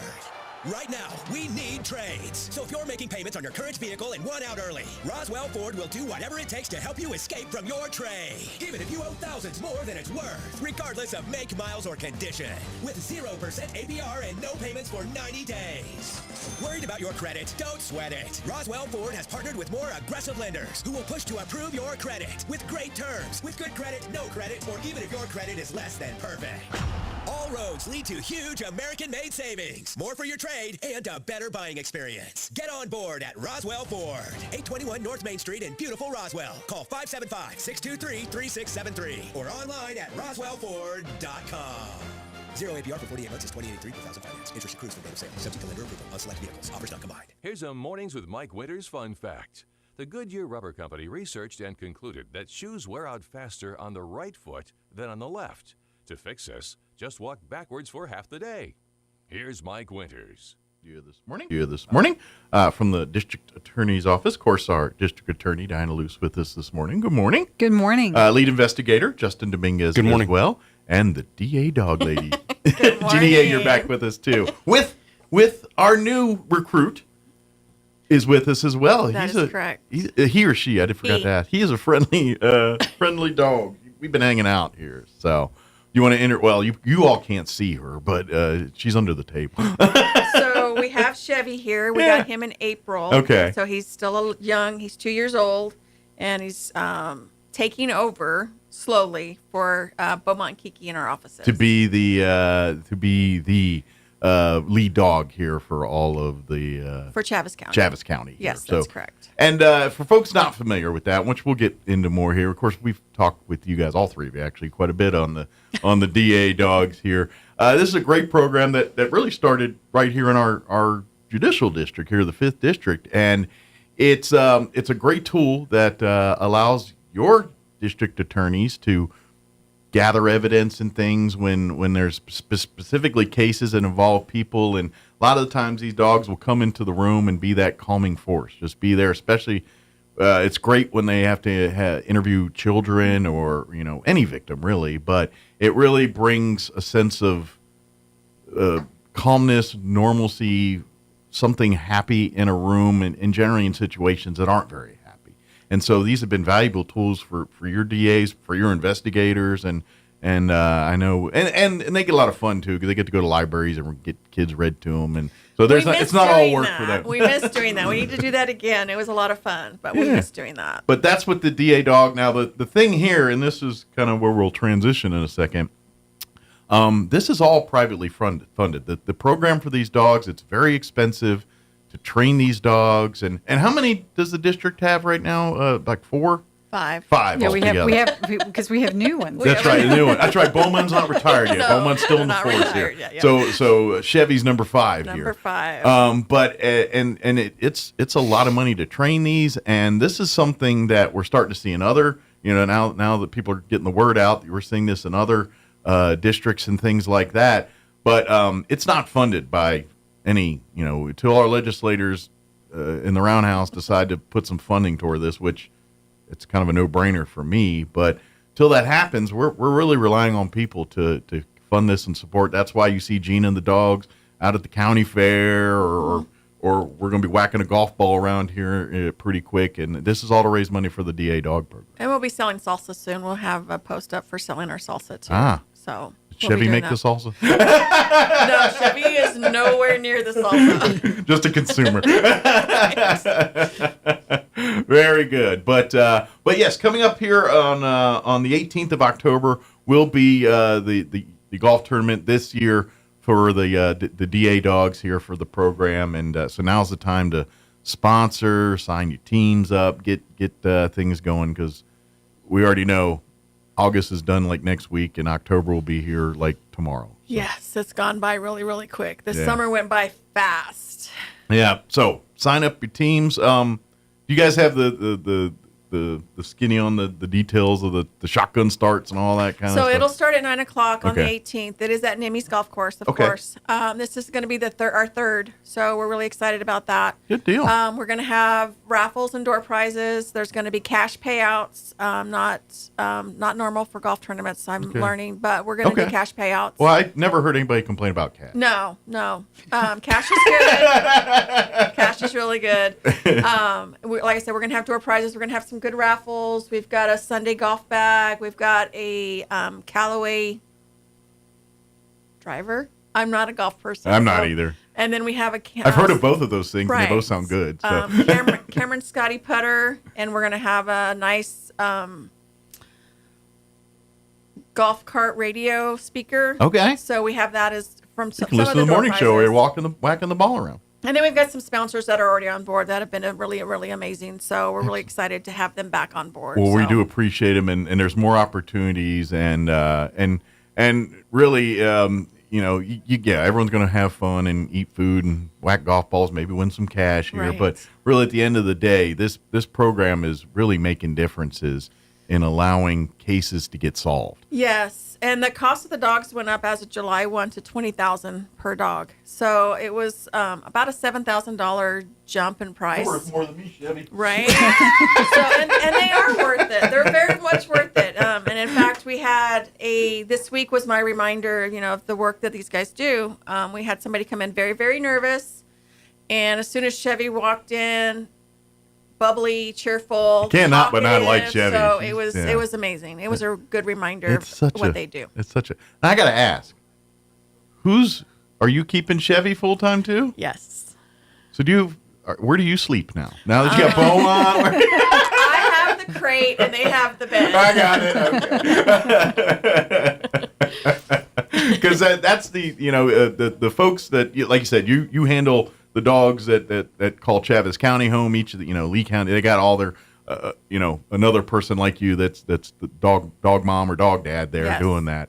But that's yes, their day job is making sure these dogs do their day job, but it's a full-time job. You guys are their parents. You're the mom. Your family's their parents, like these dogs are too. So this is kind of a family involvement for you guys, and I'm sure all the other dog moms and dads in the other counties. We're lucky we have the 15 handlers. They each have to be trained and certified to handle our dogs. So we're very lucky there to hand off. But it is a 24/7. It's like having a toddler on a leash. It's a cool job. It is a cool job. I'm a little jealous of you on that fact. I mean, it's kind of like your partner's a dog every day. That's pretty cool. Sometimes you get attitude, but they don't talk back. So. Yeah. Well, sometimes I get attitude. So. Right. I'm just saying, Justin. Like in your working the beat days, did you ever have a desire to do canine? No, when I worked for the New Mexico Department of Corrections, I supervised a couple of canine handlers in our intelligence unit. But understanding what those guys go through and that it is a commitment, a huge commitment. Sure. It just wasn't something that I was capable of setting aside time for. To me, that'd be the cool part. Like if I went the law enforcement path, I'm like, I want a dog. I want to do the dog stuff. Yeah. Hey, that's my. But I'm.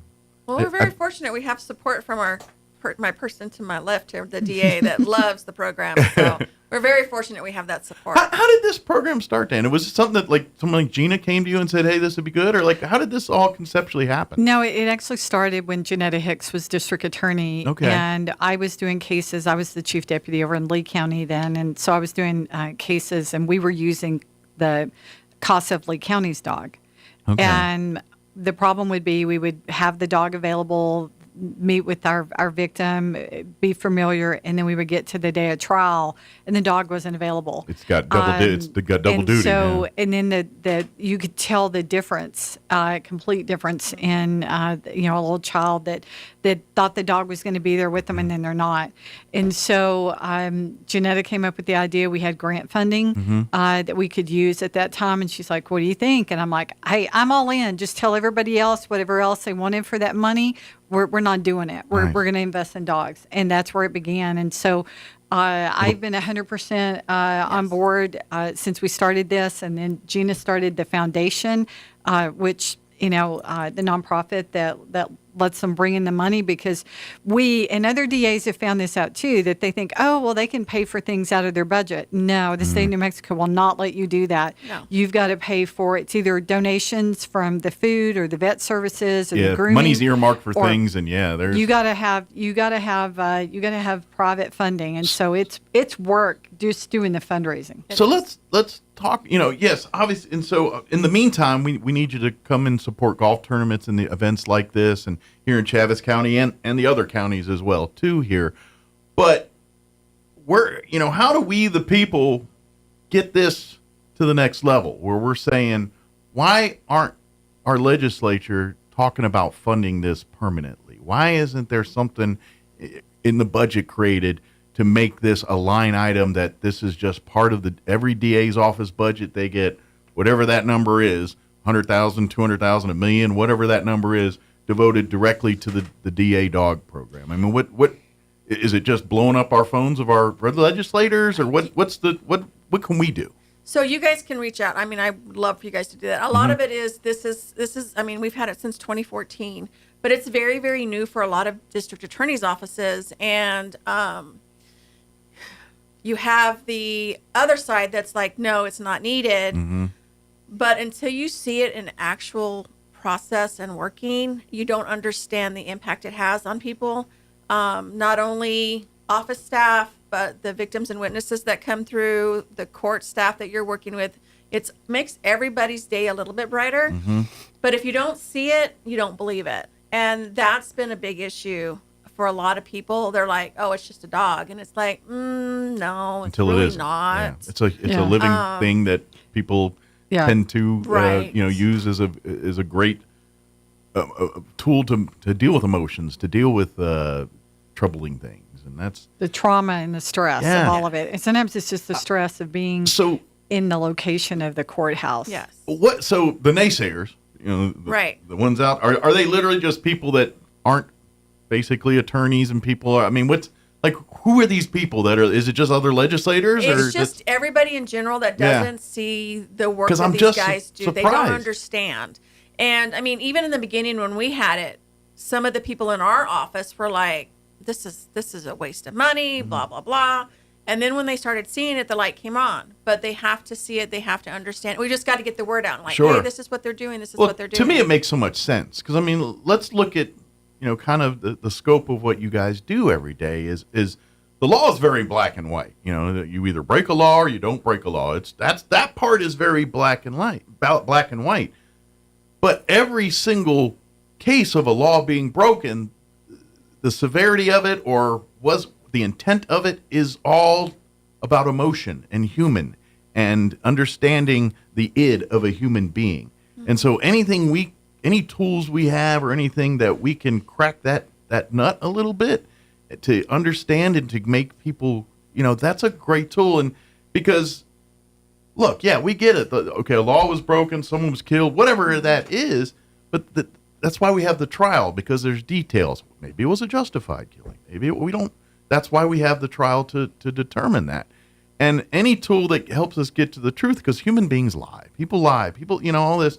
But when you can get a dog in a room that really puts down barriers and lets people feel more comfortable about sharing things that they wouldn't be comfortable sharing from all perspectives. I would even make an argument that if cops were in an interrogate room with a dog, there might be some headway you're making on that. I'm just saying, there's a possibility. The possibilities are there. You never know. Yeah. I'm just saying, but why not try it? It's certainly, and like you guys are saying, all we're seeing is nothing but success. Every time one of these dogs walk into the room, we're getting amazing results from that. I mean, how many more of these do we got to do before someone wakes up and says, hey, maybe there's something to this, Well, and I think we're very lucky down here. We have a lot of support down in the southeast. Yeah, I feel like I'm preaching to the choir a little bit on some of this. So we have a lot of support down here. And like I said, and we've talked about as other DA's offices, that first, because the first year is not an easy task to get these dogs, incorporated into the courtroom. Sure. There's a lot of lead-up work time on this. Yeah. But it's a lot of extra work that you don't expect, that nobody says, oh, by the way, this is going to happen. Sure.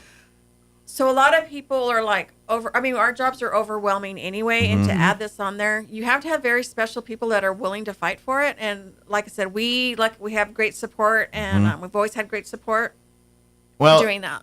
Anytime you're changing ideology, which you kind of are, and you're basically reinventing the wheel a little bit here with some of the stuff we're talking about. And yeah, like you said, it's hard to get people to see it. And yes. But you're right. It takes a huge mindset, a financial set, a skill set to flip over to this ideology.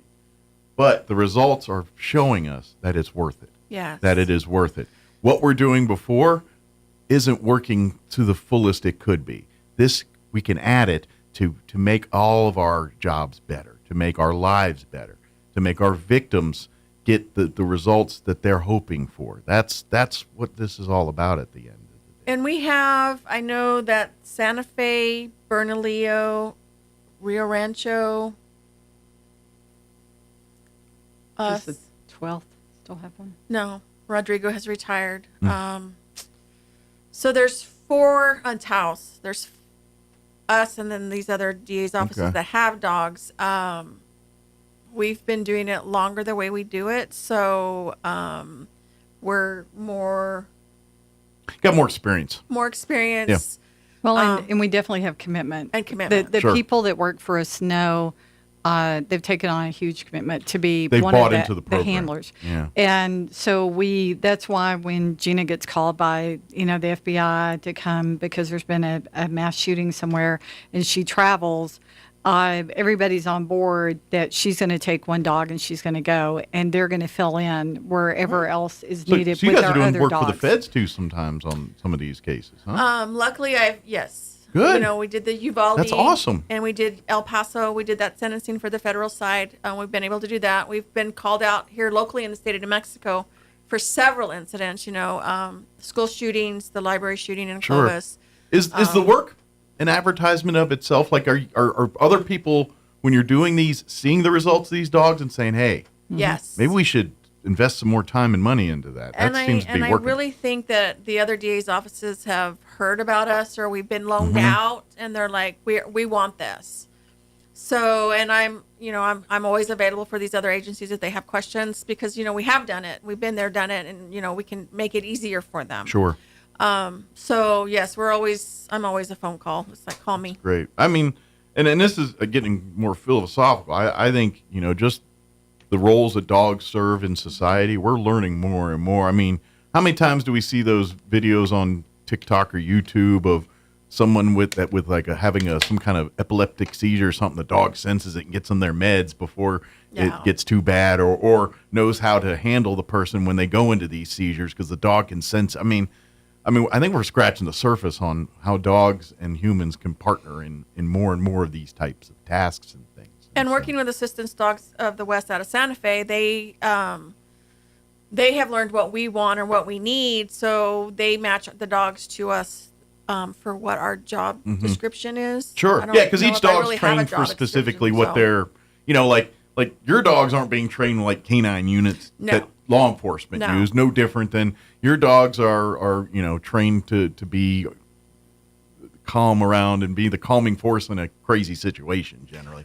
Where sometimes cop dogs or canine dogs are a little bit their job's different. Yeah, their job's different. Yeah. And our dogs, so Chevy and Beaumont were cross-trained for court facility and crisis response, because they're the same, but they're different, because in a crisis response, there's, I mean, for the El Paso sentencing, there was probably 100 people that Beaumont dealt with. Okay. So, you know, usually it's one-on-one or, you know, small group, but for crisis response, it's a bigger group that these dogs, Gotcha. and it's, I mean, for So some dogs, that's a little overwhelming. Sure. I mean, for people, it's overwhelming sometimes too. So these dogs are better equipped to handle large crowds Yes, and things and not feel uncomfortable or out of place. Gotcha. Correct. Yeah, makes sense. Complete sense. Because, you know, it's funny. And that's the thing with, like, just weird story with dogs. And my father-in-law, years ago, he had just a beautiful yellow lab. She was a great dog. And he was training the dog to be a bird dog for hunting.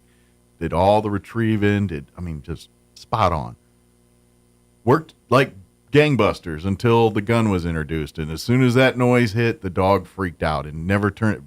Amazing dog. Not a good bird dog, but right. That's what we're talking about here is, you know, you gotta, you know, okay, get the retrieving, got that down, but you put this ingredient into the situation, it changes the dog's training altogether. Yes. And so that's exactly what we're learning and finding out with stuff like that. So, but that's either way, this is why, you know, this program is such, and this is why your office has really been pushing and fighting for more funding, more recognition for this program, because it's, you know, you don't think of like breakthroughs coming out of a DA's office, but this really could be a breakthrough in how justice is done throughout because the way I see it, and I've said this to you guys 100 times, I think every district attorney's office in the United States of America should have at least a couple of these dogs available for situations.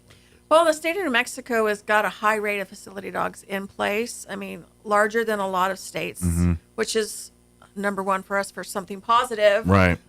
So we're positive in that area, and we have a lot of people that are buying into the program. Okay. It's just a very expensive program. What about federal funding? Is there avenues to get the feds to maybe chip in some funds on this kind of thing? So the feds have their own crisis response dogs. Gotcha. They had two, and I got to meet them, and that's how I got involved with working with the agencies on these other incidents. But they fund their programs, and they just got, I want to say 2 dogs for the United States. Okay. So they're working more towards their dogs. I'm not sure about federal funding and how that would work. I just didn't know. It's like, hey, get some congressmen. I'm just like, let's turn over rocks and find, because this is just, to me, it seems too important to delay on this stuff. This is, you know, you want actual solutions to our crime problem in this country. This is actively one of them to fix that. You know, we got, You know, there's a whole lot of other problems, don't get me wrong, but this is one of those tools we can use to start fixing and start so, you know, people don't get arrested and seeing trials 3 years later. You know, all the things that we're dealing with, and, you know, the backlog that you guys have and all that, because there's not enough judges or attorneys or, you know, to do all this stuff. And so we got to find ways to fix all these things. And we're not going to solve all the problems overnight, but I feel like this is one problem that will make a dent into this, where cases are getting solved, that justice is being served, testimonies and things that were previously not getting collected are now a part of that court case. So our prosecutors can get convictions and things like that. Not to mention healing for these victims. You know, that I'm sure, depending on the natures of the crimes, there's going to be a long road to recovery. But guess what? Chevy laying at their feet is the start of that. That's They really help. Like I said, this week was I get those reminders because every once in a while I'm like, well, maybe this isn't working, and then you get the reminders of people coming in and they sit on the floor, and a person that's just like saying, you get them, their voices start talking. Yeah. You probably see it more than that, but they actually have a voice, and it's so nice to hear when they get these dogs. And like I said, I've been doing this since 2014, and we can go downstairs and we throw the ball up with all the employees and stuff. So it's a good for the employees to have some fun too. Absolutely. I can't imagine the office not having a dog. I would imagine. It'd be weird. Yeah, your own employees probably are a little more chipper when one of the dogs are hanging out in the office there and, you know, getting into things. Well, it's definitely helps with stress and trauma for our own staff because they know they can come and they can ask if Chevy's not working or Beaumont's not working right now or Kiki's not working. Can they in the Roswell office? Can they come and hug them and pet them? Roll around the floor with the dog for a minute. And you know, like you said, we're like every state agency involved in the justice system. Nobody has enough people or enough funding, and so everybody feels that crunch. And if these dogs can help make their day better, and then we move forward, trying to do what we're asked to do for our community, that's what it's all about. Well, and I don't know, we just, we live in a world, and especially with you guys, like you said, your prosecutors, everybody's dealing with extremes, hard issues, sometimes the worst that humanity has to offer. You guys, that's what shows up on your lap sometimes. You know what I mean? And yes, the victims, we're trying to deal with that. Like you said, our staff, your people, this helps them process through some of this stuff too. Because the things you guys see on a daily basis is not what most people would consider normal behavior. And so and so if we can find a way to crack all that, to go to bring humanity into justice. That's the part that, you guys try every day, and you're thinking, well, the humanity here is bringing that justice for that victim. But, we forget, the complete package of human beings. We love, all the emotions, the love, all that. And I don't know what it is about dogs, but they bring it out in everybody. That's what happens. The dog gets in a room, it's hard to be mad. It's like, it's I don't know, it's like an ice cream cone. You can't be mad at someone holding an ice cream cone. It's just really hard. Chevy would tell you that I was a little upset yesterday when he walked in covered in mud. Okay, bath time. He can still be a dog. Yeah, he can still be a dog. Yeah. It's like, oh my but you know what? You're not as mad as if your kid did it. Like, you know what I'm saying? Like, if you had a teenage boy rolling all muddy, you'd be madder at them than the dog. That's what I was like. Go take a shower. I was like, okay, let's go take a shower. Let's just go take a shower. It is. Let's go play in the water. Our pets get away with murder. That's just what happens. Like, my cat could literally do anything. I'm like, stop it. That's all I got. Stop it. But that's why, and so please, we can start by signing up for the golf tournament here. Please. If you're a business or organization that would love to sponsor, please do so. This event you're getting in with a noble cause, a just cause here with that ideally the more spotlight, the more money, the more attention we can bring to this program, the more cases we can get solved, the more victims we can help. And that's what this is all about. And And I'm not going to lie. I'm just saying, if you're recruiting and you're having trouble recruiting, you're like, you get a dog. I'm just saying. That's a selling point. What's one of the perks of the job? You get a dog. We tell people, when we're interviewing that we have the dog program. Yeah. And people are intrigued by that because they don't expect that. Yeah. And so it's a positive. It really is a positive. I mean, we enjoy the Chevy and Beaumont and Kiki in the Roswell office as much as the people that they're to help, right? Victims and witnesses. And so it really is a well-being for our office. And so when you talk about, should the legislature fund it? Yeah. Should every DA's office have this ability? They should. And the reason is because it helps the overall well-being of the people that do this kind of work every day. I'm trying to find the negative help our victims and our witnesses. Tell me the negative. What's the negative? I mean, expensive? Well, you know what? Everything's expensive. Right. Things that are done good are expensive. That's just what it is. There's really, to me, there's no negative as long as, and like I said, we have the support. I think if we didn't have the support, that would be the negative because it's kind of like, okay, you promise these people that you have this dog, and then all of a sudden there's no funding. Right. You don't have a dog, and then it's another letdown. Right. That's our thing is we don't want another letdown for these victims. And at the end of the day, this is dealing with living things. Yes. You just don't shut this program down and they put things in a file cabinet and lock the door. These are animals with lives, and someone's still got to take care of them and provide for their lives, regardless whether there's a DA dog program or not. You know what I mean? And so there's different variables here, but this is it. This is a win-win. There's really no negative here. This is positive for every party involved, including. And including the, like I'm saying, the offenders and things like that, who knows? Dogs to get to them too. And next thing you know, change of heart, change of, seeing that, the dog shows them the grief, the severity of what they've been doing.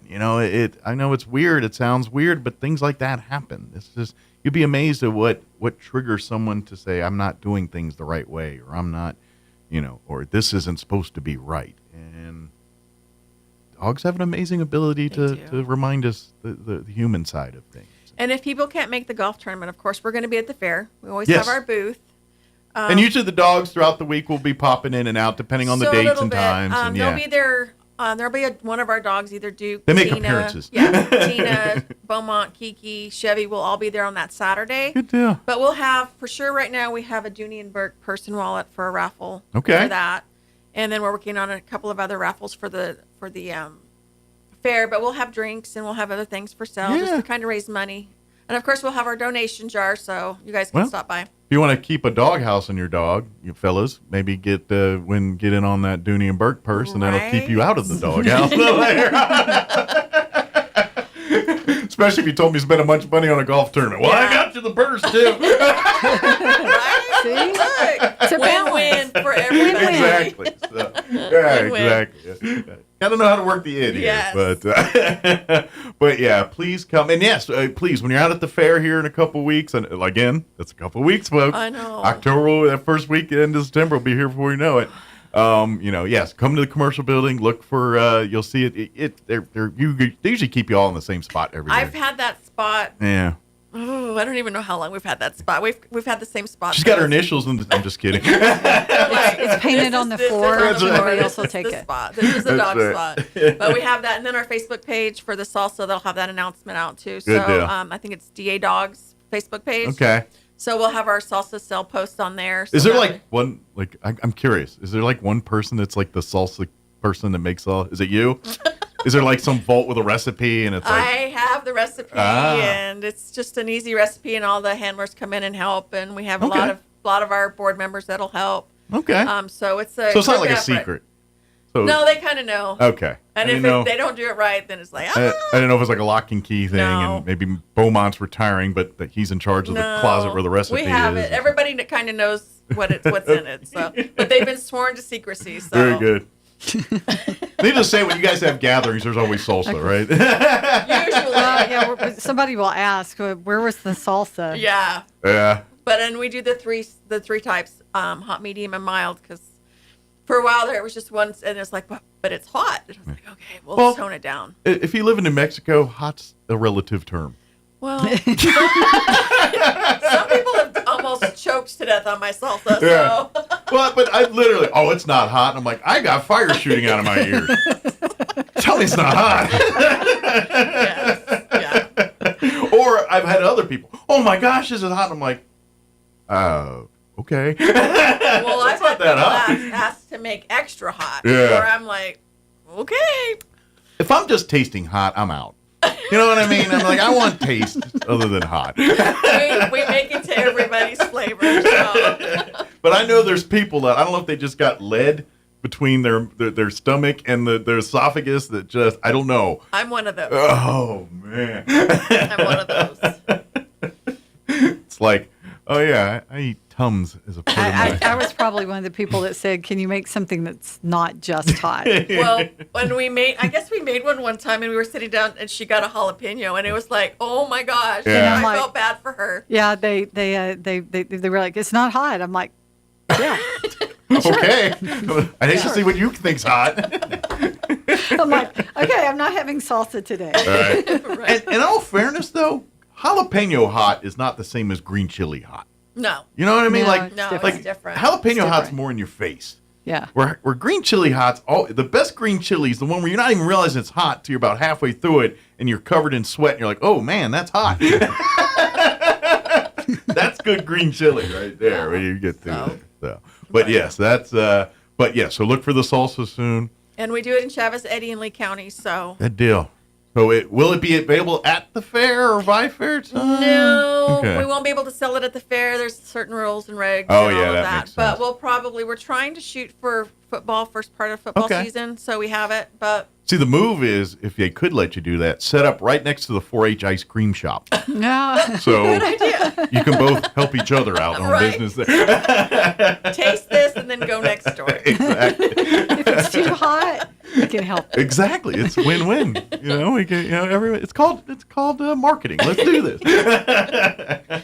But again, folks, please sign up for the golf tournament. I guess you can sign up probably at the pro shop at NMMI if you want to participate in the golf tournament. It's a shotgun start, 3-person scramble. Correct. Like you said, cash prizes here for this one. Still looking for sponsors. Yes. Still looking for teams. If you have a group of 3, you can sign up. But if you don't, the pro If you usually. have a group of 6, we take you too. That's right.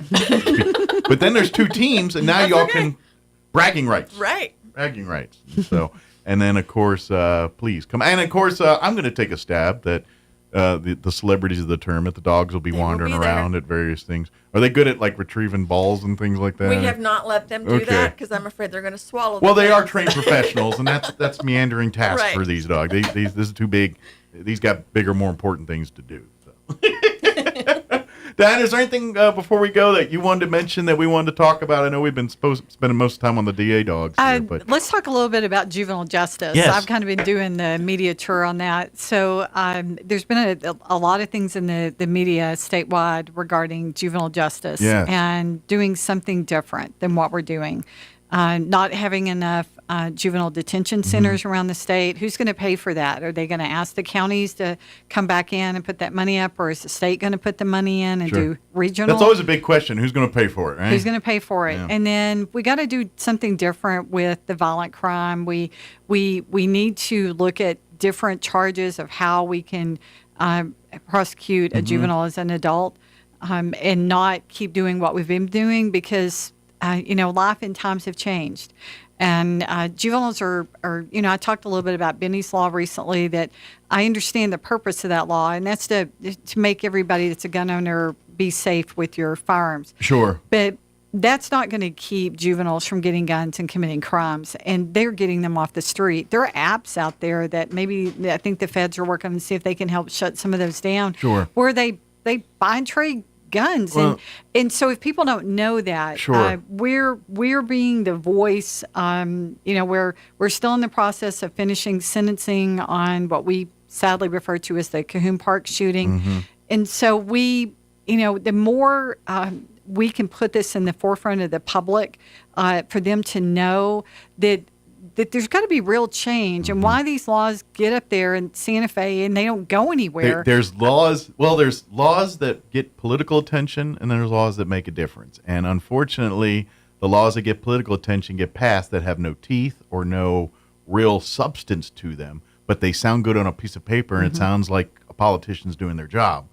But in reality, it's not no teeth. It doesn't really give you guys any tools to do anything, or any protections or anything like that. So, and that's what, and this is where maybe that, I don't want to get into politics or anything, but the governor's trying to get the legislator to do this, legislator to do this. And I think that's part of what, we have some legislators that want real teeth in some of this, and others that are, for whatever reason, not ready to pull the trigger on some of that. And so that's why you guys are out here trying to say, look, we got to get help. We need some real laws that have real teeth, that have real consequences, that give our DAs the tools to go and make sure justice is served for people here, and not go after laws that go after frivolous or things that don't solve the problem. Like you're saying, we can create a law that in theory sounds like it's going to protect something, but if you don't enforce it, if you don't give it the support financially or whatever it is to back it, it's a moot point. And so that's kind of what you're talking about here. Let's actually do laws that are actually going to fix things instead of get someone reelected. I said it a lot less nicer than she did. But in essence, that's what we're talking about here. That's what we're talking about. Because we spend a lot we're just seeing the rise in juvenile violent crime. Yes. And I don't see that changing. And so New Mexico's got to shift its course. And so all your wonderful listeners out there, I know that they just want to live in a safe community and live their daily lives. So we want that too. And so whatever anybody can do to reach out and make a phone call or an email or whatever it is to help do that. But we're fighting for change and for what's right. Absolutely. So please come to the meetings when they have public forums. I know the Federated Republic of Women, they meet every month. Go to these kinds of meetings and things like that. Hear what's going on. We're believe it or not, I know it's August and all that, but we'll be talking legislative session here in a minute. and pay attention to these things. Talk to your representatives. Tell them give them emails. Stack, because I know like our ones here, they tell me all the time, if you want to help us fight in Santa Fe, send us correspondence. So when I go in there and they say, look, I've got 1,000 emails from my constituents saying this is a problem in our community, that gives them the backing to fight up in Santa Fe, especially when they're outgunned and outnumbered. When they are outnumbered, data from their constituents is their best weapon. So that's what they need. So please help them do that. So is there anything else? Or we kind of get it all? Or Justin, anything from your end we want to cover? No, sir. Good deal. He's like, I'm just here to look pretty. Justin's just being all quiet today. Here to chew gum and look pretty, and I'm all out of gum.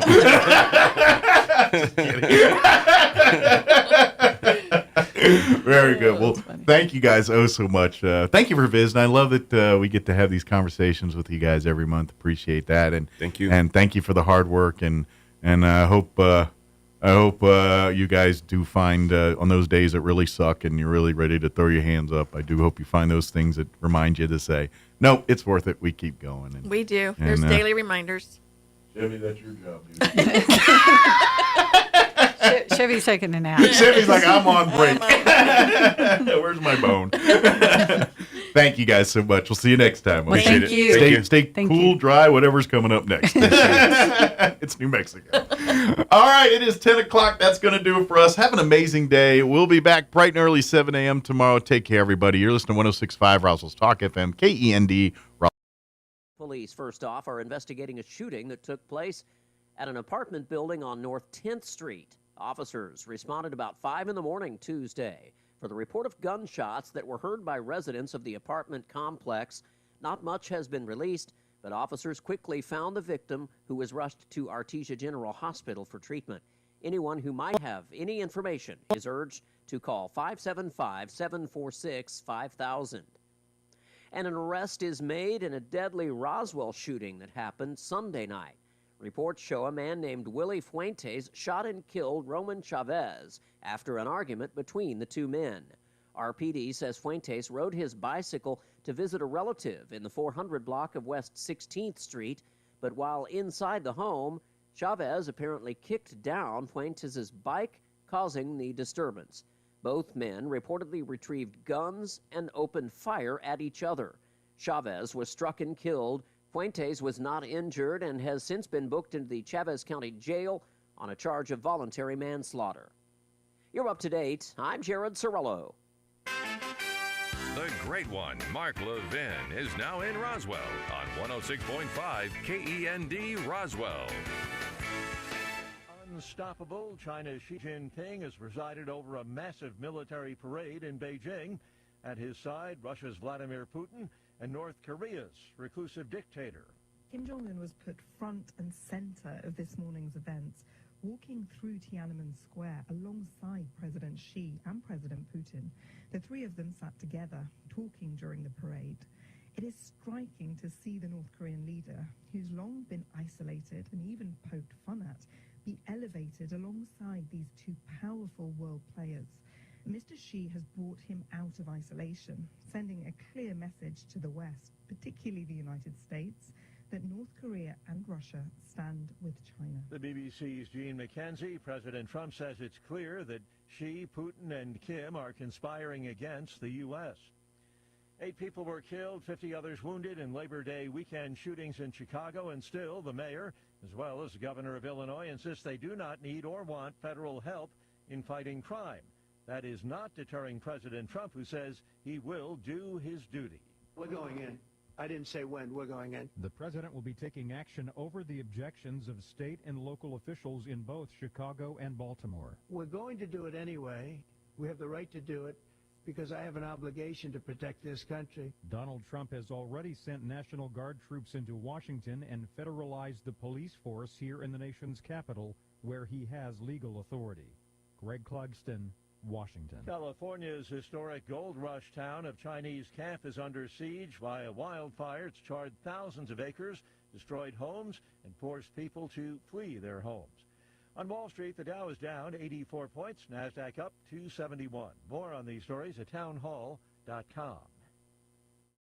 Everybody wants cheap airfare, but where do you find it? You call low-cost airlines. Their prices are direct from the airlines, and they're so low you can't find these fares published anywhere. They specialize in cheap flights, discount hotel rooms, cheap car rental rates, and great package deals anywhere around the world. Wherever you want to go, they can help you get there cheaply and with a best price guarantee. If you want the lowest prices on your airline tickets or other travel services, call now. That's right, call. That's the only way to get these rates. Experts are standing by 24/7 to get you the cheapest airfare and hotel rates available. So don't wait. Call right now for the lowest travel prices anywhere and for great last-minute travel deals too.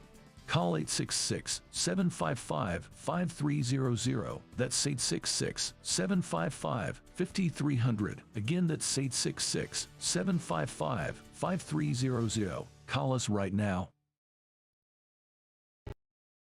Deadly political violence in Pakistan.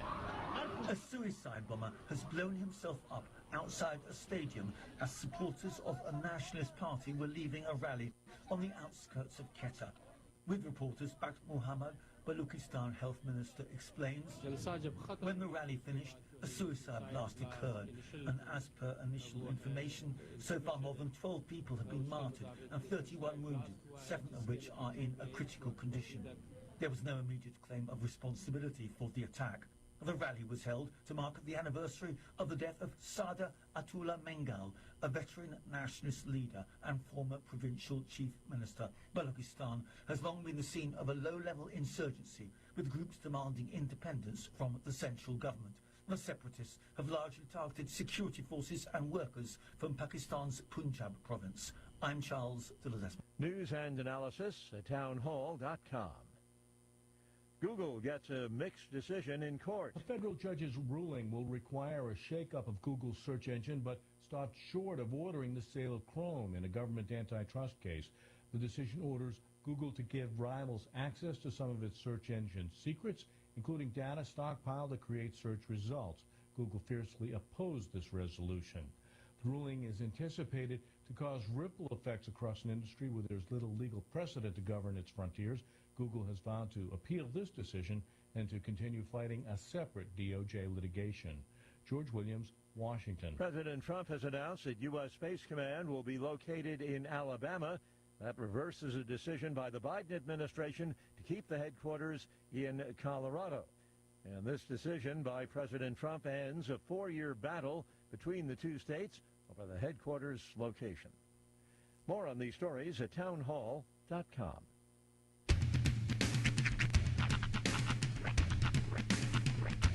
What in the wide, wide world of sports is going on here? I promise you, whatever scum did this, not one man in this force will rest for 1 minute until he's behind bars. Now let's grab a bite to eat. Yeah, come on. I feel the hot wind on my shoulder and the touch of a world that is older. I hit the switch and check the number. I leave it on and then I slumber. I hear the rhythm ringing through it. Flamenco guitar and cumbia music. I hear the talking of the DJ. The travel listen, what does he say? I'm on a Mexican radio. I'm on a Mexican radio. Broadcasting live from high atop the J.P. White Building in downtown Roswell, New Mexico. It's Mornings with Mike Winters on 106.5 Roswell's Talk FM. Is that what I sound like when I talk? Now, here's your host, Mike Winters. And good morning. It is 6 minutes after 9 o'clock.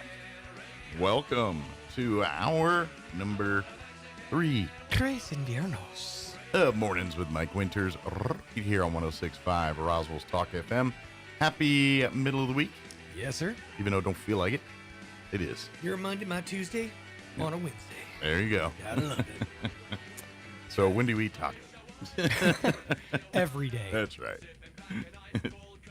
Like you think it's Tuesday? Eat tacos. Mm-hmm. But yeah, happy Wednesday. We've made it to the middle of the week.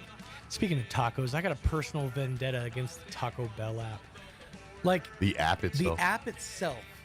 I was just gonna lie. You go in when you go into a meal app, like a restaurant app, you tend to have like a preconceived idea of what you're going for, especially with like a Taco Bell, because they have a pretty wide variety of. You know the menu, you're like, ooh, I've got a hankering for burrito X or taco X or whatever. Right. Yeah.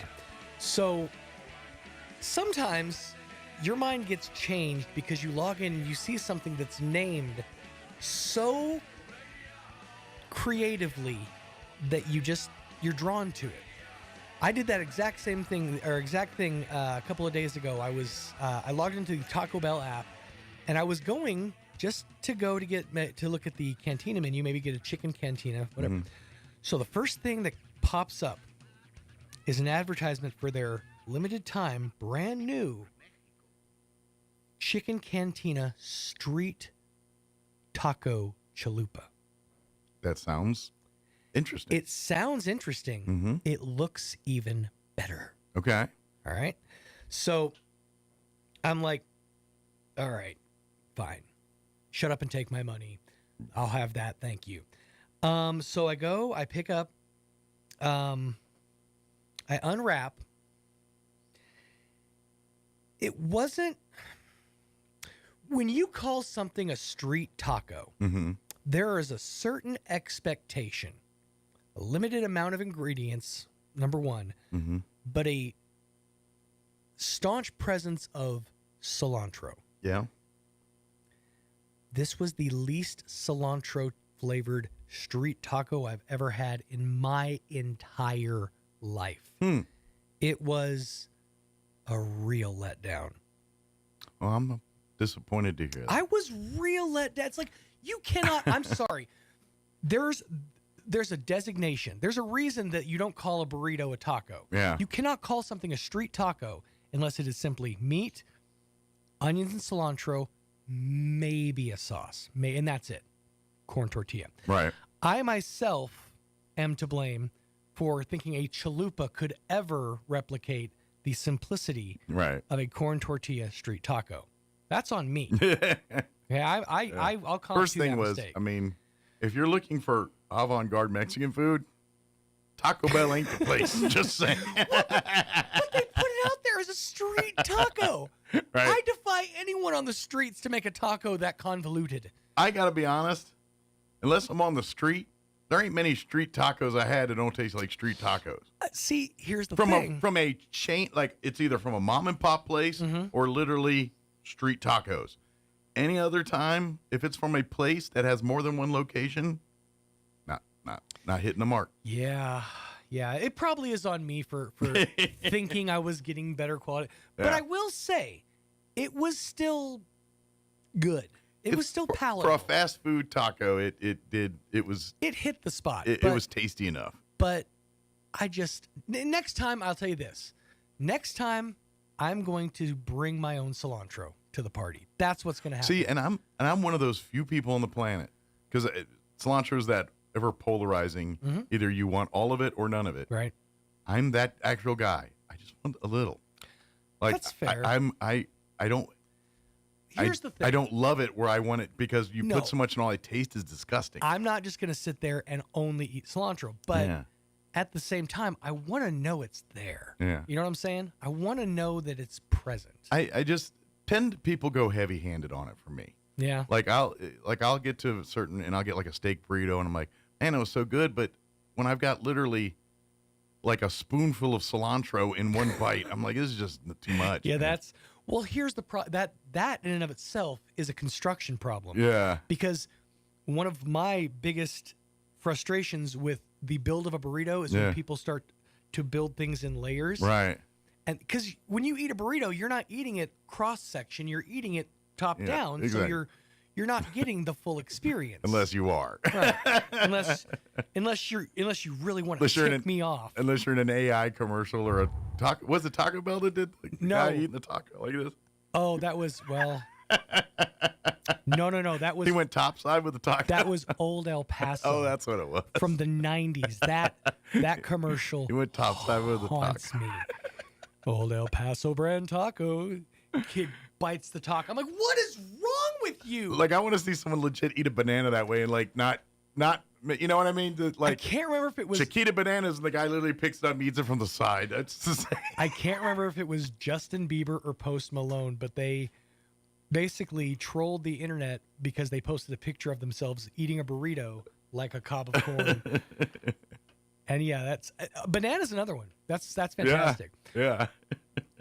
Although the trend that I've seen lately is that people, largely women, eat bananas with a spoon now. Oh, I saw a dude at a coffee shop do that on a video. He's like on his tablet reading, and yeah, he's got it like almost like you're eating a poached egg out of that little thing. Yeah, with the banana scooping it out. Yeah, I mean, it's okay. It's understandable because when you I guess you don't want to touch banana. I don't know. It's not even that. It's you don't want some rando frat guy walking by to be like, I did it. He got picked on in school a lot. Exactly. That's I exactly. got it.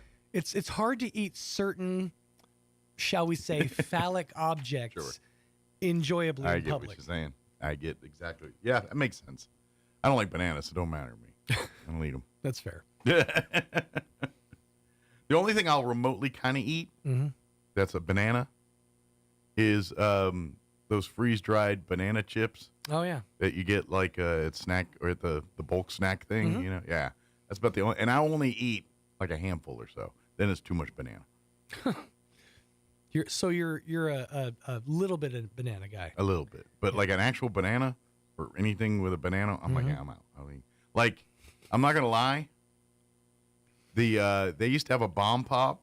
They had the rocket pop. Right. But then there was a bomb pop that looked like the rocket pop, but instead of the red, white, and blue, it had chocolate, banana, chocolate. I know exactly the one you're talking about. And I soldiered through that banana, but it was tough. You could have just clipped it off. I didn't want to waste That's ice the cream. beauty of the bomb pop is the sections come off clean. I was a boy that said no food, especially ice cream, is left behind. I can appreciate your. You know what it is? You grew up in a different time. I did. I didn't waste anything your like that. parents grew up in the post, World War II. Yeah. Everything is valued. If you didn't nothing eat goes it to now, waste. it will be waiting for you later. Yeah. So yeah, that's what's funny? It's thinking about the banana thing. And this has happened a couple of times in the last 6 months. I have been woken up from a deep sleep into a Charlie horse. Yeah. Like I'll go to stretch my feet or something and one foot will just stay locked and it'll just continue to it's like my leg is just trying to, it's like, I'm out, I'm done. I'm just going to atrophy now. But to the point where the other morning, I leapt up out of, off my bed and I couldn't stand. Like I couldn't put my foot down and I for some reason kept hopping. Finally, I just fell to the ground. The whole time this is happening, all I'm thinking is, I need to eat more bananas. Like, I know it's not going to help me right now, but for some reason, my brain's like, how do we remedy this for next time? Hold on, Captain Hindsight. Let's get through this one first. Maybe you should keep a banana glass. Case emergency break glass. I can't stand. Quick, get me a banana. Get me a banana. Man. It was a bad one. Like I had to reach and stretch my toes back, manually work them, pull back the brake on that Charlie horse. It's all downhill from here, bud. Keep getting older and falling apart. All right, I guess we ought to get the hour going. Probably should. Yeah, or something else falls apart. Probably go back to the hospital. This jalopy over here. Yeah. Between one of us, we're I just got out of the hospital, but I'll be back soon. Oh no, you don't understand. Ever since Friday went down, or Thursday and Friday went down, I have been hyper conscious of my hydration levels. Have you? Like hydration, but also electrolyte levels. Like I've been rocking Gatorades. I've been trying to keep my salts up. Yeah. Well, they think it was stomach bug or food poisoning that initiated the initial. Because that's when I came in and he was going to treat with the food poisoning, and then they found the kidney deal, and they're like, "Ooh, okay, here we go." Yeah. So in the ER, that's what they were initially hitting me with, and then they found the kidney problems. But anyway, yeah, that's probably what started it all. So, but yeah. So I don't need to worry about it anymore. No, I'm gonna go throw this water out. Yeah. Who needs it? Yeah. Just drink tea and coffee, things that won't hydrate you. All right, 9:17. Here's your weather. Weather this hour brought to you by Southwest Bearing under new ownership. Custom solutions for your heavy equipment. Hydraulic hoses, hose repair, bearings, seals, sprockets, belts, tools, fluids, and fittings. I'm meteorologist Steve Hamilton with your Pecos Valley weather. Not much going on over the next few days with a strong high-pressure system parked overhead. We'll be getting sunshine today with mid-90s. Overnight, some clouds, and we're in the mid-60s. And then we're looking at mid-90s for the afternoon high on Thursday. It should be sunny right around the 90-degree mark and partly sunny on Friday. That's your latest forecast. I'm meteorologist Steve Hamilton. Thank you, Steve. Currently 72 degrees here in Roswell. Humidity is at 57%. Winds are calm at the moment. Sunny and 93 for a high today. South winds 5 to 10 miles per hour. Tonight's skies will be partly cloudy. Overnight low of 65 degrees with southwest winds 5 to 10 miles per hour. Thursday, sunny, 96 for a high. South winds 5 to 10 miles per hour. For Friday, we start seeing rain chances. 20% for Friday afternoon, partly cloudy. High of only 86 on Friday with southwest winds 5 to 10 miles per hour. Friday night, just in time for football, 30% chance of evening showers. They're talking after 9 p.m., mostly cloudy, overnight low of 62. 30% chance of rain Saturday afternoon, high of only 77 under cloudy skies. 40% chance of rain Saturday night, mostly cloudy, overnight low of 62. Sunday, we're looking at a 20% chance at afternoon showers, mostly sunny, 85 for a high. 20% Sunday night as well. And then Sunday, sunny and 88 for a high there. All right, 9:19. We're going to take a 3-minute commercial break. Then we'll play our interview with Carrie Moore from the Health Council. Don't go away. For the first time ever, the National Championship Air Races are touching down in Roswell, New Mexico. From September 10th through the 14th, witness the world's best pilots battle it out in the fastest motorsport on the planet. Vintage warbirds, cutting-edge jets, aerobatics, and family fun, all against the stunning New Mexico sky. 3, 2, 1. Get your tickets now at airrace.org. Don't miss this high-octane spectacle. It's too bad the Eastern New Mexico State Fair doesn't have a category for weeds, because with all the rain we've had, they'd be giving out lots of blue ribbons. Hi, this is Ben Manette from Roswell Seed Company. We have powerful products to get rid of the hardiest weeds, and most important, we can tell you exactly how and when to use them to get the job done. Yeah, this year's weeds are certainly impressive, but at least they're green.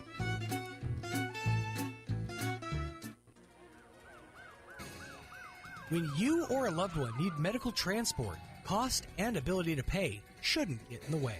That's why Trans-Aero Medevac, through the generous support of the Written in Red Foundation and the PY Foundation, provide air ambulance memberships to the residents of Eddy County at no out-of-pocket cost. As an Eddy County resident, as long as you're flown by Trans-Aero Medevac, Trans-Aero will accept your insurance or third-party payment with no additional out-of-pocket expense. Best of all, as a resident of Eddy County, you're automatically enrolled, free of charge. Because when minutes matter, financial burden should be the last thing on anyone's mind. You have a choice. Be sure to request Trans-Aero, a streamlined, personal, patient, and family-friendly air ambulance service. Flown for free thanks to the partnership from the City of Artesia and Trans-Aero Medevac.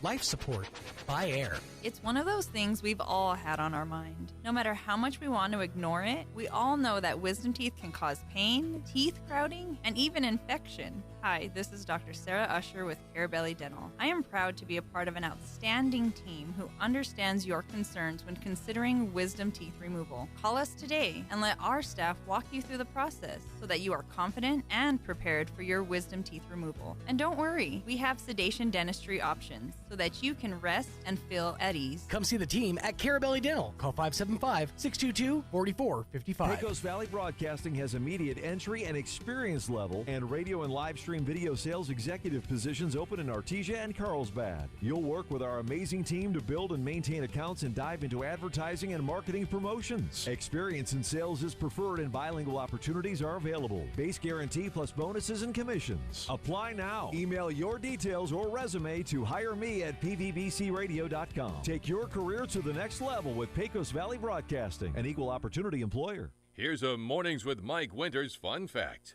Linen can absorb up to 20 times its weight in moisture before it feels damp. Now, you don't have to get up in the middle of the night to go to the bathroom anymore. Here's Mike Winters. Studio this morning from the Chavez County Health Council. Carrie Moore back with us. Good morning. Good morning. How's life in your world this morning? Busy. I love the fall. It's always busy. Like everything gets new programs and things that were kind of take summers off all start firing back up, and then it's just a busy time of year. Yeah, it was kind of weird because last year being my first year with the Health Council on a full blown scale, right? I didn't know what to expect. So every fall we're always just busy. Everything's pumping out, and then the winter hits, and it's just like, okay, well, we don't have a whole lot going on. So we'll just kind of mellow out. And then it's hit again because now you're back in planning processes.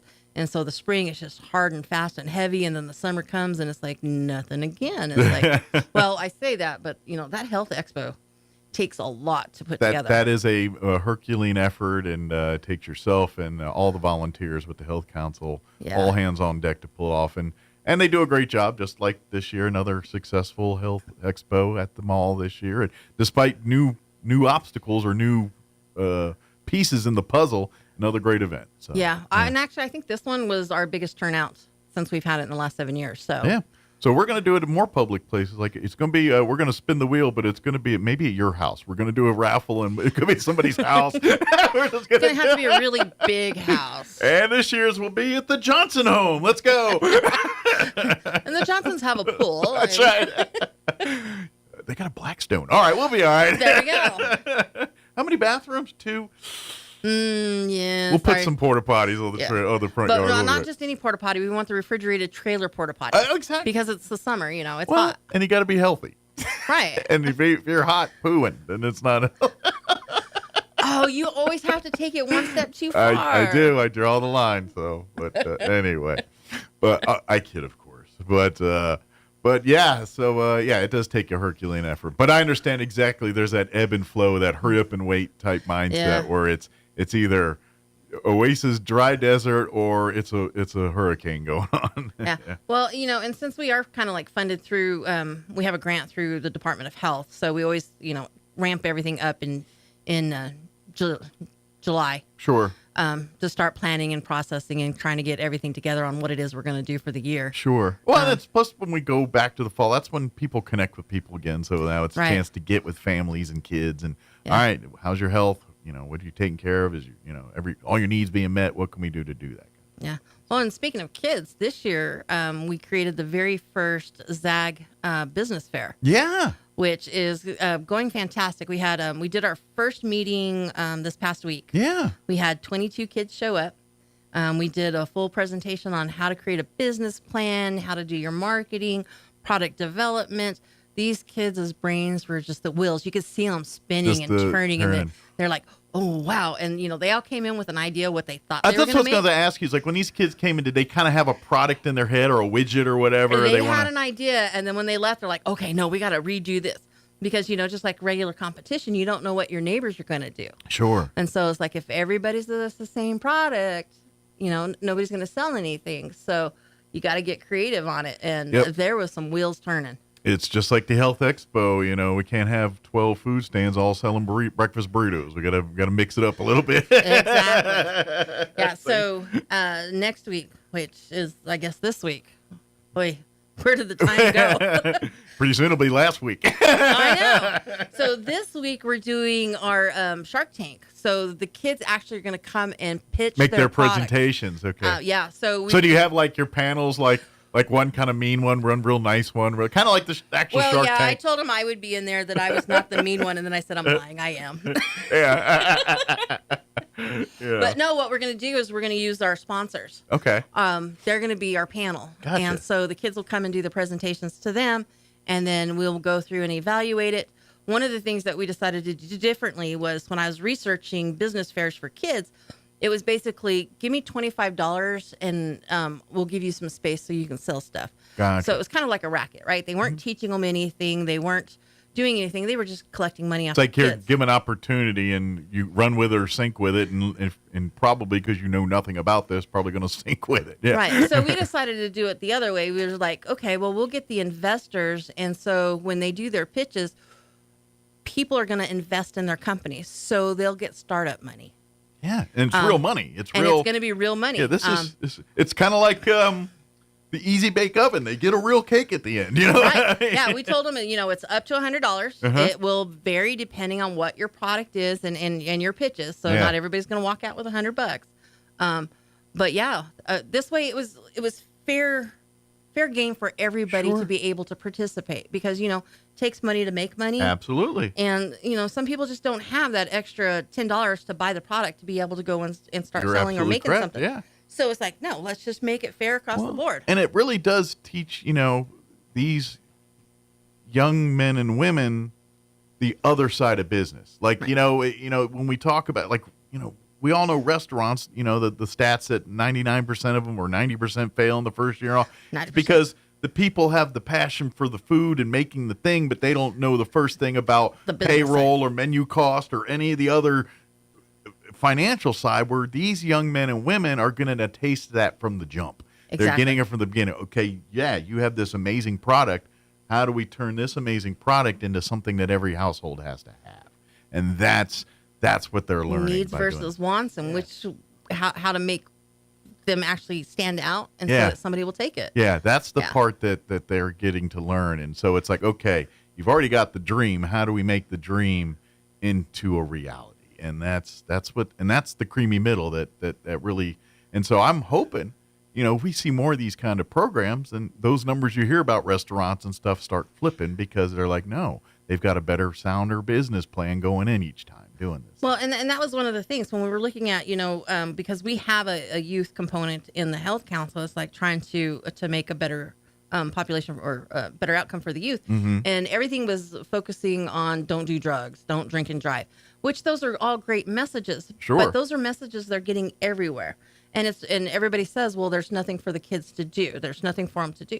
Well, guess what? We're making something for them to do. We'll teach them how to do something. Mm-hmm. And so they have a way to go and make money and do what they need to do. And then they don't have to rely on somebody else to do it for them. Absolutely. They can set their own goals, their own, and literally, create their own path and their own future. However, whether it's, nope, as soon as I'm done high school, I'm going to start this business up, or no, now I go to business school and get the documentation to back that, whatever path they choose, they've got a clear, concise plan and how to do it and how they want to do it. Right. And there is across the country some fantastic kid CEOs who have created a product that have just taken off and have become multimillionaires. Sure. And it's like, it's doable. Absolutely. And technology is really, because it really gives everybody a platform, a place that if you do it right, the world can see it. Right. And, that's the thing they were lacking when we were kids. We could have an amazing idea, but until you get your foot in the door of a company X or wherever X, you're not being seen by him. Now you got a smartphone and a TikTok account. You can be an entrepreneur. Yeah. Our generation, we're seen but not heard. Yeah, exactly. Yeah. That came with everything that we did. But now, how do we harness that thing into a real thing? Into I'm just going to sit in a room all day and be on TikTok and make $1 million. That doesn't work that way either. You got to have a plan, Yeah. Yeah. And so that's. So yeah, I'm excited for it. I mean, the fair will be October 25th. We're going to do it over at Eastern New Mexico Medical Center. Okay, perfect. We'll be there where they set up booths in the main atrium there. And then this way, that's everybody from the hospital staff, and then we'll get whoever. Yeah. And you're right near coffee if you need coffee. We always need coffee. Hop, skip, and a frolic over to the coffee thing. Yeah. There's always a need for coffee. That is not a want, people. It's a need. Especially when you're going to have a bunch of young, energetic kids. That's going to be a lot of energy that, quite frankly, people our age don't have anymore. Right. So you need a coffee. Well, and we have a wide gamut of age group because we were originally going to do, the program is being designed for ages 6 to 17. Gotcha. But we decided on the pilot program, we said, let's do 10 to 17. Okay. This way, the younger kids, we didn't have to do so much hands-on because it was going to be so fast and furious trying to get it through. There's a bigger learning curve for some of those. Right, but we ended up with 2 9-year-olds. Okay. And, these are 9-year-olds who had already had kind of businesses going on. They've already dabbled a toe in the world here a little bit. So it's like, we have the space. Go ahead. Sure. So, it wasn't taking space from anybody else. It was just some extra space we had in there. It's like, so it's 9 to 16 is who our group is this year. Wouldn't it be kind of cool if one of these students end up like on actual Shark Tank with their product at some point, So I made every single one of them sign in, and I said, it's because I need your signature. Yeah. And they're like, well, I don't know how to sign my name. It's like, it doesn't matter. Well, I haven't sold anything. It doesn't matter. This is my rookie card, man. Right. I've got the rookie signature. Right. Yeah, just in case. This is going to be worth way more than anything else. I opened my Fortune website because it won't be magazines anymore, of course. Right, and then you're on the digital cover of the digital website there. That's what I'm waiting for. I knew him before he was. That's right. Now when there's a car named after you and everyone's got to have one, then I knew you then. Yes, I'm the one who started his career. That's right. And all the accolades that go with it. And I hope you do like the old school Don Knotts, like Barney Fife style, where he's like, yeah, it's not the reason that person's big. You know how that Barney Fife character always, like when they start bragging, he'd do that big. No, I don't. Oh, watch it. That's the move. Barney's about to peacock off here because he starts doing that. Well, bye. That's something that stuck with me my whole life as a kid. If I'm about to peacock, I do the Barney Fife. Okay. I'll have to go watch some Andy Griffin.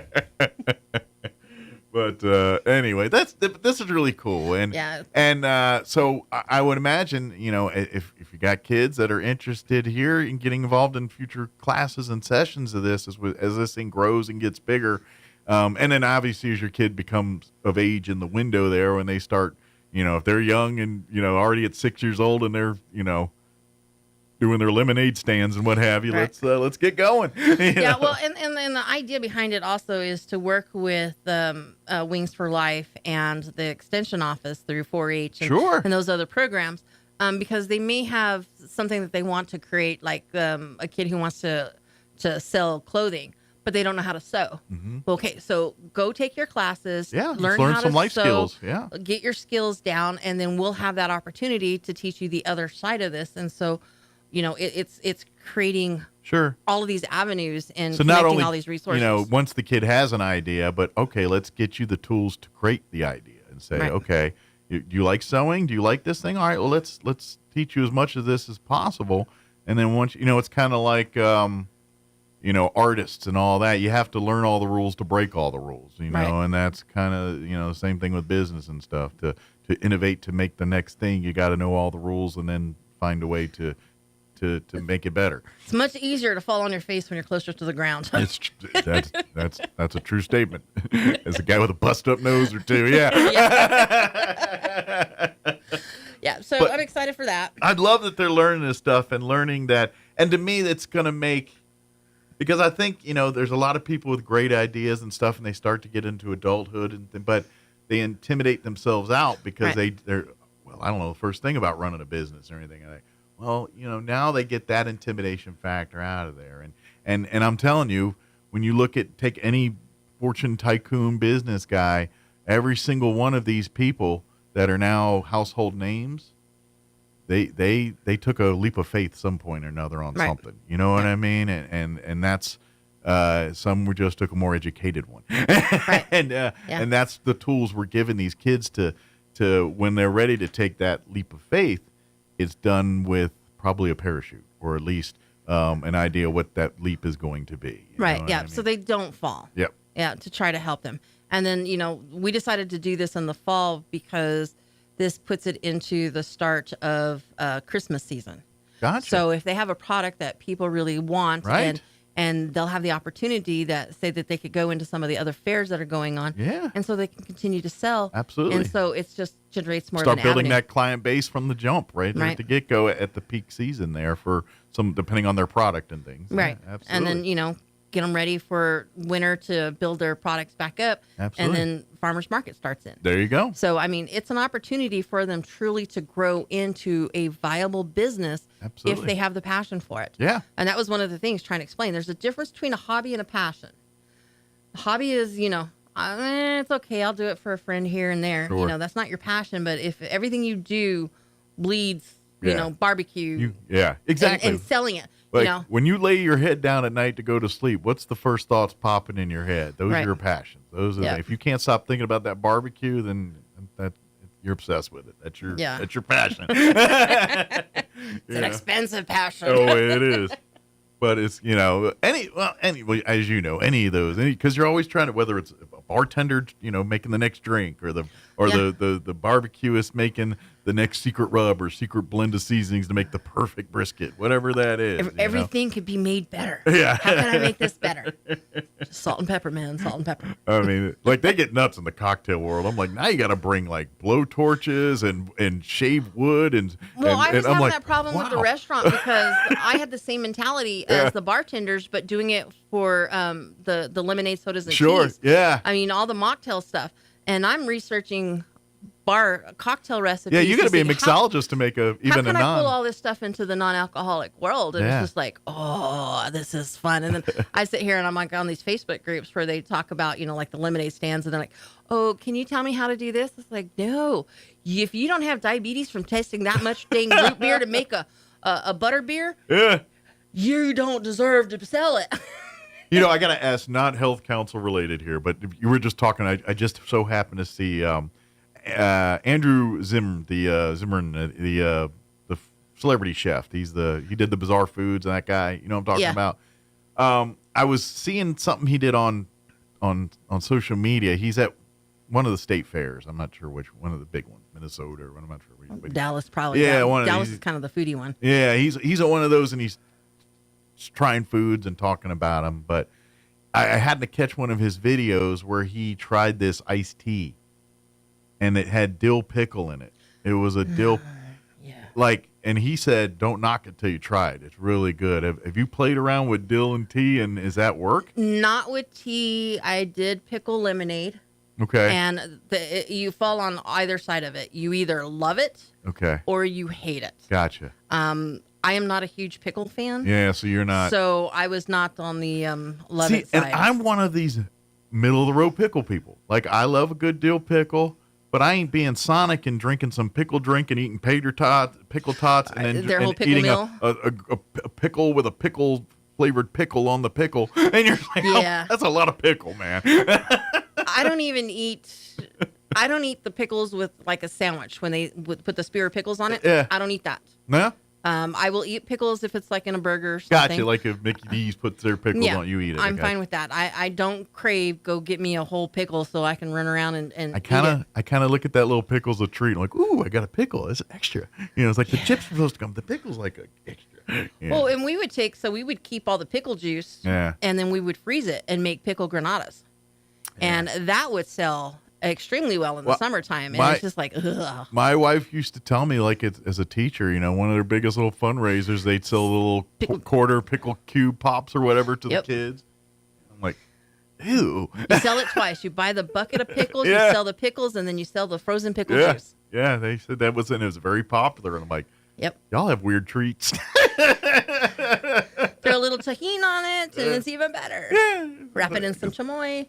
Yeah, I grew up in like orange, red, or purple.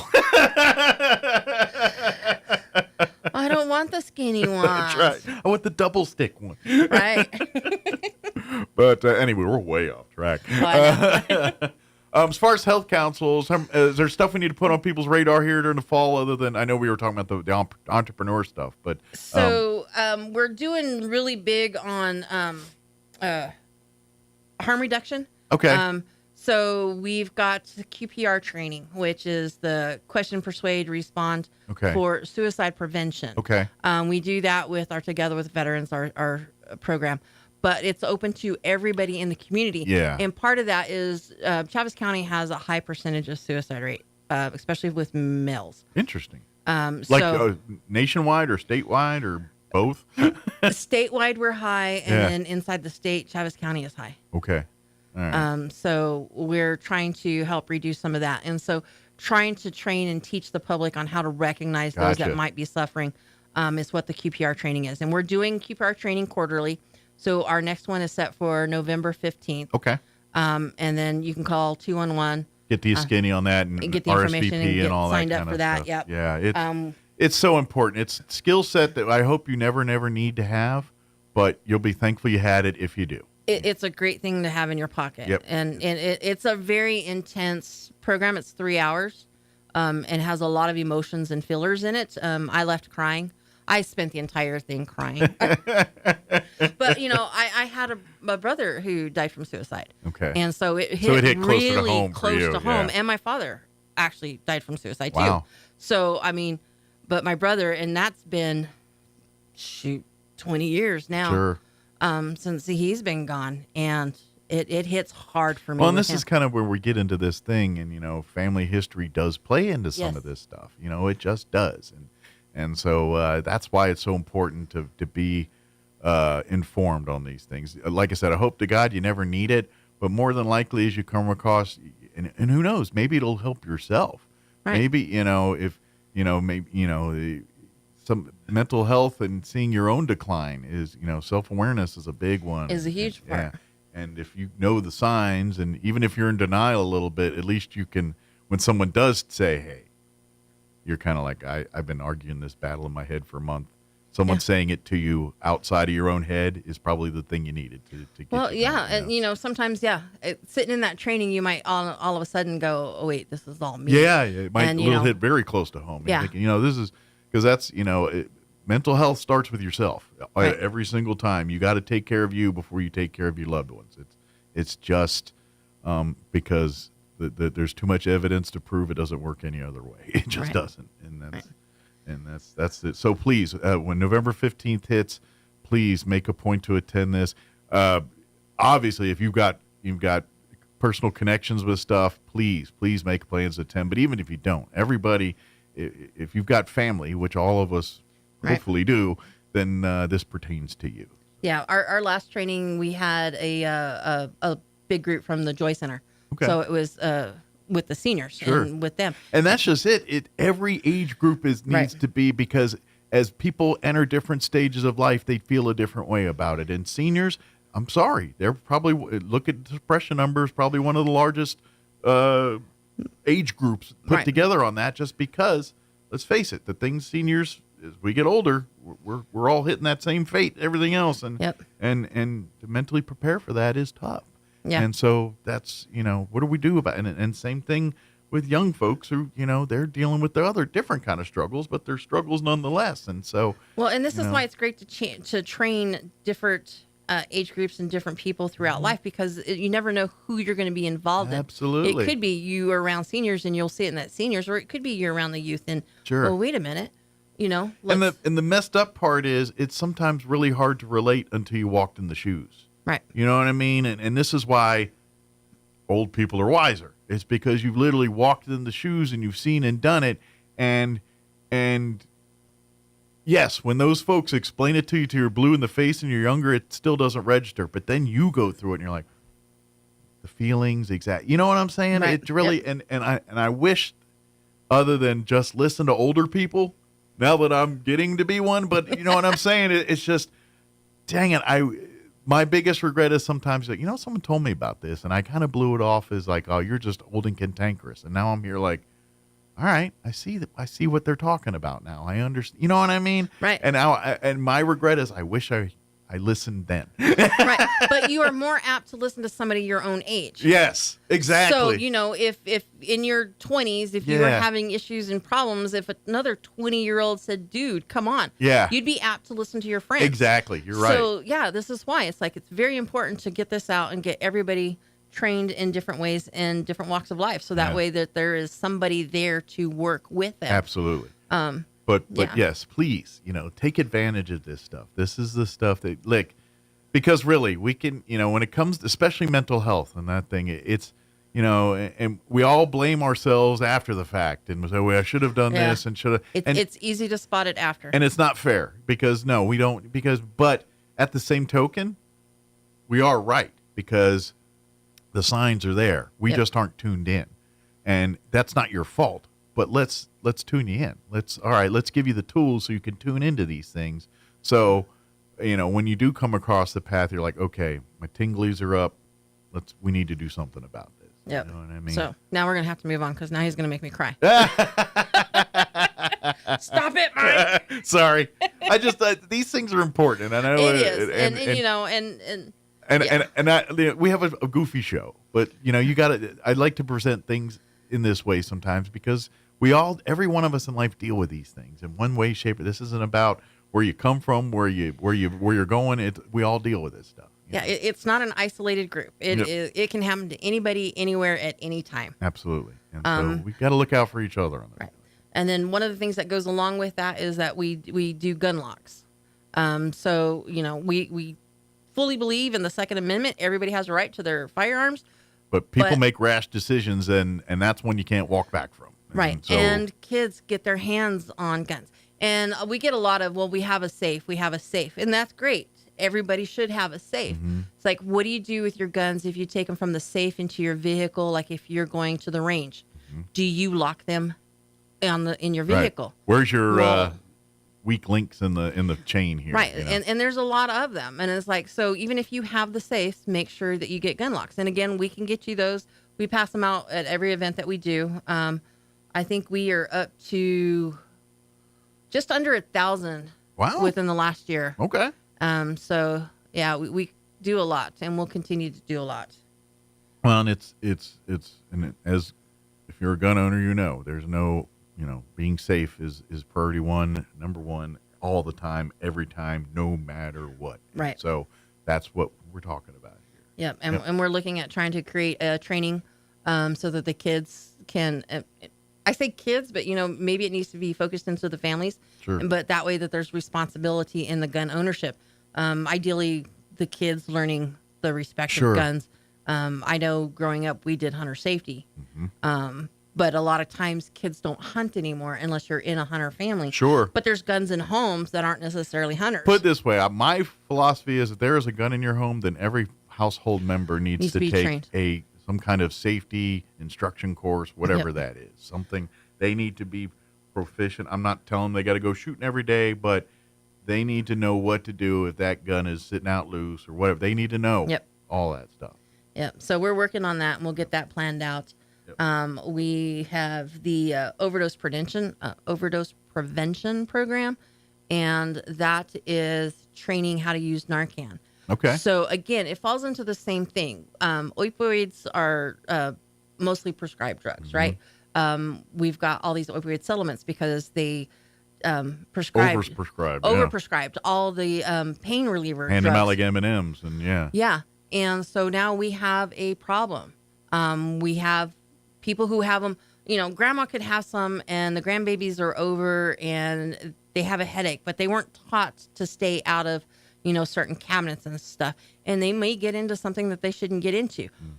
If you have an opioid in the house, you need to make sure that you have Narcan in the house. And then we want to make sure that you're trained on how to use it.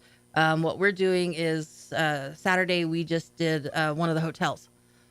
So again, people traveling with families, it's the same thing. You got to lock your guns up. You need to lock your medication up. If you don't lock your medication up, you need to make sure you have the stuff in it to help prevent an overdose if necessary. Yeah, whatever the antidote or whatever that, Right, the EpiPen of it or whatever it is. Yeah, the Narcan. Yeah, in this case, the Narcan, Right. And so it's training the hotel staff because we've had some hotel staff who've had to administer it. There was that baby in Albuquerque that was just saved, a couple weeks ago. Got into... Is it, because they're getting to a point where, like, all these places now have to have those little defibrillator deals, right? Right. Are we getting to the point where, okay, well, right next to the defibrillator deal is a break glass in case Narcan, basically, there, Pretty much, yeah. And ironically, that's one of the things that we did. So, like, they gave us boxes of Narcan to hand out during our training. Well, we're looking at it. Well, it's a first aid kit. Yeah. So I went and literally made first aid kits with the Narcan in it, gloves, face masks, just in case they need that. Sure. And then the full directions on it. But now it's in a hard plastic case that's bright red that tells them exactly what it is. And something they can grab and go real quick if it's in the next room. Run and grab it and go. Yep. Good deal. So any of the hotels, anybody who needs those trainings, again, just call us at the Health Council. It's almost like when I was younger and still do, it was like one of those things like you go and take your Red Cross CPR training and you go do that thing. I almost think we need to alter that into CPR/Narcan/defibrillator/ some of these quote unquote quick emergency gadgets and just have a course on you're proficient all of them in case you run into one of these situations. Yeah, because you never know. It's like, again, we're going back to the seniors. Yeah. We need to train those that are going out into the community and going into the homes with seniors. Because, believe it or not, some of our mentality or brain function is just kind of slowing down and can't always remember what we're doing or the words that should be coming out of our mouth at the right time. Brain fog. I don't know anything about that. not that I know anything from experience on this one. Right. But, you have your prescriptions, and did I take enough? Did I take too many? Did I take mine today? Oh, let me take another dose. Yeah. And so you just never know what you're going to walk into. I ain't going to lie. That's why I have the pill box. And that's because I'm literally, it's empty. I already took it. But that's, if you can remember, is today Monday? Wait, what day is today? Thank God I have a wife because, oh my goodness, she keeps me correct because I'm the one, without her, I'd have been a hot mess. But, and we have a lot of people who live alone. Yeah, I know. They don't have a responsible person to do these things for them. Right. So we want to make sure that everybody is fully trained. So Absolutely. Again, hit us up. Absolutely. Please, if you have any questions about any of that stuff, just call 211 and they'll be happy to get you information on these upcoming classes, events, or anything we're talking about here. Or if you're like, hey, I want to get involved. What do I do? All right, let's, maybe trainings that, hey, my organization wants to, can we set up a training where they come into? Yes, we can. We'll figure that out. And, and if it's something that I didn't talk about and you're needing some kind of training, you can always hit us up too, because one, if we don't have the capabilities of doing it, maybe we know who can do it, Absolutely. and we can coordinate those efforts, because that's what the Health Council does, Absolutely. right? You're the we see what resources are available in the community, and then we try to make sure that everybody has access. Provide a to platform for everybody to act, Right. or as many as possible here, and if it's basically, it's the beehive of ideas, and what I mean by that is if someone has a good idea and then you find out about it, all right, let's spread the word, and let's, if that's a great way to fix this issue, it's kind of like with the flooding and all that with Right. the resource thing, that's the modus operandi for the Health Council all the time, whether it's floods or whether it's how do we get Narcan into every business it needs to be into, Right. know what I mean, Yep. and people trained on how to use it. Right. That's the other caveat, and people trained on how to use it. have to be trained, and then, one of the things that we put out, which came out at the Health Expo, is we have the Chaves County Resource Guide. This is a great piece of document. It's like 25 pages of nothing but resources inside the community. Yeah. And it's still missing a ton. So I printed 5,000 of them. If I go through that, then I'll print another 5,000. We'll have the added some of the added entries in the new edition. Yeah, because my copy is getting it's going to be like updated. It's going to be like getting the Yellow Pages phone book every year. You know Right. what I mean? And right now it's like this, but like next year's it'll get a little thicker. Pretty soon you can boost your kids on this thing. and it's available on our website, so you don't even have to have that. But if you need it, Right, call the us. We digital can tell you version. how to get a copy Well, of it. and to be honest, this is because the people that need this most probably are people that are more apprehensive to do it online. They'd rather pick up a book like this. Yeah, we definitely have a group of people Yeah. that touch stuff. We grew up with TV guides, and we didn't know it was on TV till the TV guide showed up. As long as we still have a viable newspaper, there are people who need to touch and feel print. Exactly. And you could tell by it because their hands are always blackened from the newsprint. Yes.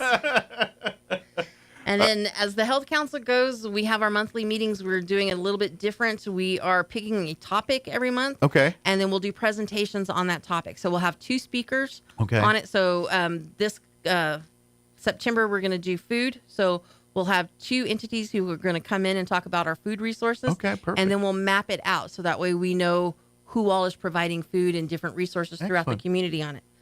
So that's kind of new on what we're doing on kind of that. creating a network here and Yep. kind of starting up a roster for, Yep. these types of things. Perfect. So, That's Health what the Health Council. Council does. Yep. Any questions about anything we talked about, 211. If you got your future little entrepreneur, please reach out. Let's see what we can do to maybe get them started into some of this stuff. And then, of course, resources for anything, the Narcan, Gun locks, suicide prevention, suicide all prevention. this stuff. Please, 211. Call, reach out. Yep. And if you're looking to volunteer, if you're looking to get involved in stuff, Health Council's got a lot of opportunities for you to get involved. So Most definitely. to really benefit the community. So Gary can take a little time off every now Yes, because I can't do what I do without what you do. Well, she's got to make the next tea. Like the deal, she's got to get back in the lab, and so she can go in there and make the next thing. Yeah.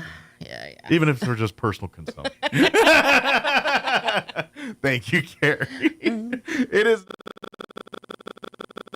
Now for your Pecos Valley news updates. I'm Jared Cirillo. It's been a busy crime beat over the last few days. Artesia police, first off, are investigating a shooting that took place at an apartment building on North 10th Street. Officers responded about 5 in the morning Tuesday for the report of gunshots that were heard by residents of the apartment complex. Not much has been released, but officers quickly found the victim, who was rushed to Artesia General Hospital for treatment. Anyone who might have any information is urged to call 575-746-5000. And an arrest is made in a deadly Roswell shooting that happened Sunday night. Reports show a man named Willie Fuentes shot and killed Roman Chavez after an argument between the two men. RPD says Fuentes rode his bicycle to visit a relative in the 400 block of West 16th Street, but while inside the home, Chavez apparently kicked down Fuentes' bike, causing the disturbance. Both men reportedly retrieved guns and opened fire at each other. Chavez was struck and killed. Fuentes was not injured and has since been booked into the Chavez County Jail on a charge of voluntary manslaughter. You're up to date. I'm Jared Cirillo. With the Wall Street Business Report, I'm Rich Thomason. Families that lost loved ones in 2 crashes of Boeing 737 MAX jetliners may be getting their final chance to demand the American aerospace company's criminal prosecution. A federal judge in Texas is hearing arguments on a Department of Justice motion to dismiss a felony charge against Boeing. Macy's reports lower profits and sales during the fiscal second quarter as the department store chain grapples with a still cautious consumer. But the results beat Wall Street expectations, and Macy's boosted its financial outlook. OpenAI and Meta are adjusting how their chatbots respond to teens showing signs of distress. OpenAI will introduce new controls for parents, and Meta is blocking its chatbots from discussing self-harm and suicide with teens, directing them instead to expert resources. For the Wall Street Business Report, I'm Rich Thomason. Your home for Armed American Radio.